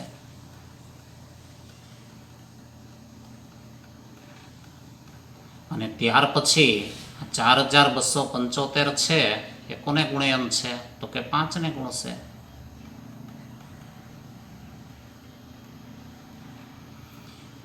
હવે આનું આપણે સાદું રૂપ આપવું હોય તો 100 વડે ગુણાકાર કરવાથી કાંઈ ફરક પડે એમ છે નહીં, એટલે 2 મીંડા લગાડી દો. પછી 20 વડે ગુણવું છે તો શૂન્ય લગાડ્યું, પછી 2 પંચા 10નો શૂન્ય વધી 1, 2 સત્તા 14 ને 15નો પાંચડો વધી 1, 2 2 4 ને 1 5 અને 2 ચોક 8. પછી 5 વડે મોઢે ગણી શકો એમ છો ને, 25 25નો પાંચડો વધી 2, 5 સત્તા 35 ને 2 37નો સાતડો વધી 3, 5 2 10 ને 3 13નો ત્રગડો વધી 1, 5 ચોક 20 ને 1 21. બરાબર. હવે આનો સરવાળો કરવો છે તો એ પણ તમને મૌખિક આવડતો હોય ને, આડી લાઈનનો સરવાળો હોય. એકમ ઉપર ધારો કે 5ના 5 જ રહેશે, પછી દશક ઉપર એ 0 0 અને અહીંયા 7 એટલે 7ના 7 જ રહેશે ને. હવે 100 ઉપર અહીંયા 5 ને 5 10 ને 3 13નો શું આવશે? તો કે ત્રગડો. ને વધી કેટલી પડશે? તો કે 1, 7 ને 1 8, બરાબર ને. 8 ને 5 13, 13 ને 1 14, તો 14નો શું થશે? તો કે ચોગડો. ને વધી કેટલી પડશે? 1, 2 ને 1 3, 3 ને 8 11, 11 ને 2 13, એટલે 13નો શું આવશે? તો કે ત્રગડો. ને વધી કેટલી પડશે? 1. હવે 4 ને 5 જ કરવાના રહ્યા ને, બીજું તો કંઈ વાર વધતું નથી, બરાબર ને. મતલબ 5,34,375 આવ્યા. તો એ શું થઈ ગયું કહેવાય? આપણો જવાબ થઈ ગયો. તો આ પ્રકારના દાખલાઓમાં બીજું કંઈ અઘરું છે નહીં. હવે એવી જ રીતે ઈમાં 504 ગુણ્યા તમને 35 કરવાના કીધા છે. તો હમણાં મેં કીધું એમ 35નું વિભાજન કરવાને બદલે 504નું વિભાજન કરવું તમને સહેલું પડે એમ છે ને. તો એમાં આપણે 504નું વિભાજન કરી નાખીએ.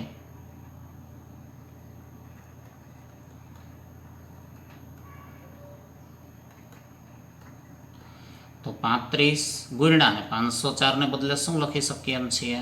તો કે 500 વત્તા 4, બરાબર. હવે ગુણાકારનો સરવાળા ઉપર વિભાજન કરીએ તો 35 ગુણ્યા શું આવશે? તો કે 500, પછી પ્લસ, અને હવે શું કરશું આપણે? તો કે 35 ગુણ્યા 4.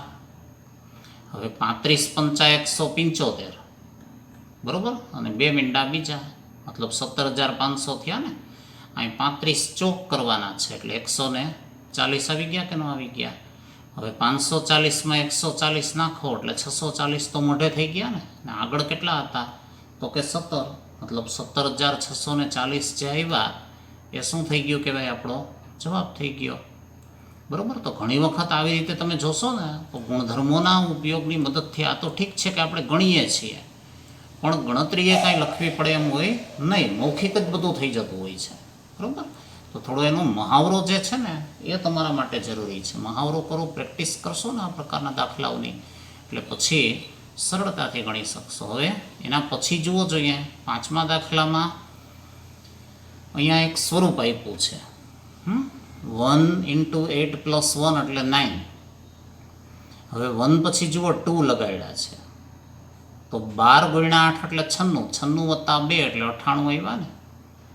હવે પછી 3 લગાડ્યા એટલે 123 ગુણ્યા 8 ને વત્તા 3 એટલે 987 આવ્યા, બરાબર. એમ ક્રમશઃ આગળ વધે છે. જુઓ 4 લગાડ્યા ગુણ્યા 8 પ્લસ 4 કર્યા તો 9,876, મતલબ 9 8 7 6 5 એમ શ્રેણી શૃંખલા બને છે ને. તો હવે આગળના 2 પગથિયા લખવા એ તમારા માટે સહેલું થઈ જાય કે નહીં? અહીં 1 2 3 4 5 સુધી પહોંચ્યા આપણે. તો હવે પછી જે તમારે લખવાનું થાય એમાં પાછળ શું લગાડવાનું થવું જોઈએ? 1 2 3 4 5 સુધી આપણે કર્યું, તો હવે 6 લગાડવાના થાય કે ન થાય? બરાબર ને. એટલે અહીંયા તમે શું કરો તો કે 1 2 3 4 5 ત્યાં સુધી તો હતું જ ને. હવે અહીં 6 લગાડી દો. પછી ઇન્ટુ તો દર વખતે 8 જ રાખ્યા હતા કે નહોતા રાખ્યા? પછી પ્લસ શું થતું હતું? તો કે 1 2 3 4 5 સુધી આવી ગયું હતું, તો 6 કરશો કે નહીં કરો? તો નેક્સ્ટમાં શું આવવું જોઈએ? 9 8 7 6 5 ત્યાં સુધી આવી ગયું હતું. તો હવે એક ચોગડો પાછળ લાગે કે ન લાગે? એટલે 9, 8, 7, 6, 5 ને અહીંયા શું આવી જાય તો કે 4. હવે એના પછીનું પગથિયું આપણે લખવું છે તો 1, 2, 3, 4, 5, 6. હજી શું કરશું તો કે 7. ઇન્ટુ તો દર વખતે 8 જ કરીએ છીએ કે નહીં, બરાબર ને? તો પ્લસ હવે શું કરવાનું થશે? અહીંયા આપણે વધારાનો સાતડો લગાડ્યો તો પ્લસ 8, તો કે શ્રેણી મુજબ 7 કરવાના થશે. તો અહીંયા જે ક્રમશઃ પાછળ એક એક આંકડો વધતો જાય છે, હજી એક તગડો વધશે કે નહીં વધે? મતલબ 9, 8, 7, 6, 5, 4 અને હજી શું આવશે તો કે 3. થઈ ગયા આ રીતે એના પછીના બે પગથિયા, બરાબર? તો એ રીતે તમારે શું કરવાનું હતું તો કે એના પછીના બે પગથિયા શ્રેણી જે હતી ને એ શ્રેણી મુજબ લખવાના હતા. ને અહીંયા એક તમને હિન્ટ આપી છે કે 1, 2, 3, 4, 5 એટલે 11, 111, પછી 1, 111, 111, 11 ને 1નો સરવાળો છે, બરાબર? તો એવી રીતે 1, 2, 3, 4 હોય તો 4 એકડા, 3 એકડા, 2 એકડા, 1 એકડો. એમ 1, 2, 3 ખાલી હોય તો 3 એકડા, 2 એકડા, 1 એકડો, બરાબર ને? પછી 1, 2 હોય તો 2 એકડા, 1 એકડો, ને 1 જ છે તો ખાલી 1 જ એકડો. થઈ ગઈ ને એ રીતે શ્રેણી. તો એ રીતે ટૂંકમાં એનું અધ્યયન કરવાનું છે તમારે, બરાબર ને? એના આધારે પછીના બે સ્ટેપ લખવાના હતા. તો એ સ્ટેપ પ્રમાણે હજી તમને આગળ કીધા હોત સ્ટેપ તો તમે લખી શકો એમ હતા ને. તો એ રીતે મહાવરો થોડો કરો એમાં, બરાબર? પછી એમાંય કાંઈ ડાઉટ ક્વેરી હોય તો પૂછો મને. તો હું માનું ત્યાં સુધી એના પછી તમને જે છે 2.3 પછી તો સીધું આપણે ચર્ચા કરી આપી દીધું હતું, બરાબર? તો એમાં તમને બધા મુદ્દાઓ જેની ચર્ચા કરી એ આપ્યા છે એનું ફરીથી રિવિઝન કરી લ્યો એક વખત અને ફેરબુકમાં સારા અક્ષરે લખી લ્યો. આ 1.1, 1.2, 1.3ના સોલ્યુશન પણ અહીંયા સમજાવ્યા એ મુજબ ફેરબુકમાં લખી લ્યો. હજી કોઈ પર્ટિક્યુલર દાખલો ફરીથી સમજવા જેવો લાગે અથવા તમે ગણ્યો છે એમાં કાંઈ રીતમાં ફેરફાર છે, જવાબમાં ફેરફાર છે, બરાબર? તો કોમેન્ટમાં અથવા વોટ્સએપમાં ચોક્કસથી પ્રશ્ન પૂછો અને આ પ્રમાણે આ ચેપ્ટરને વ્યવસ્થિત ફરીથી સારા અક્ષરે ફેરબુકમાં લખી તૈયાર કરી લ્યો. અને આગળનું ચેપ્ટર આપણે ચાલુ કરીએ એ પહેલાં ત્રીજા ચેપ્ટરનું થોડું તમે તમારી રીતે પૂર્વ તૈયારી કરી લ્યો, બરાબર ને? તો અહીંયા આ ચેપ્ટરને આપણે પૂરું કરીએ છીએ. બધાઓને શુભેચ્છાઓ. આવજો.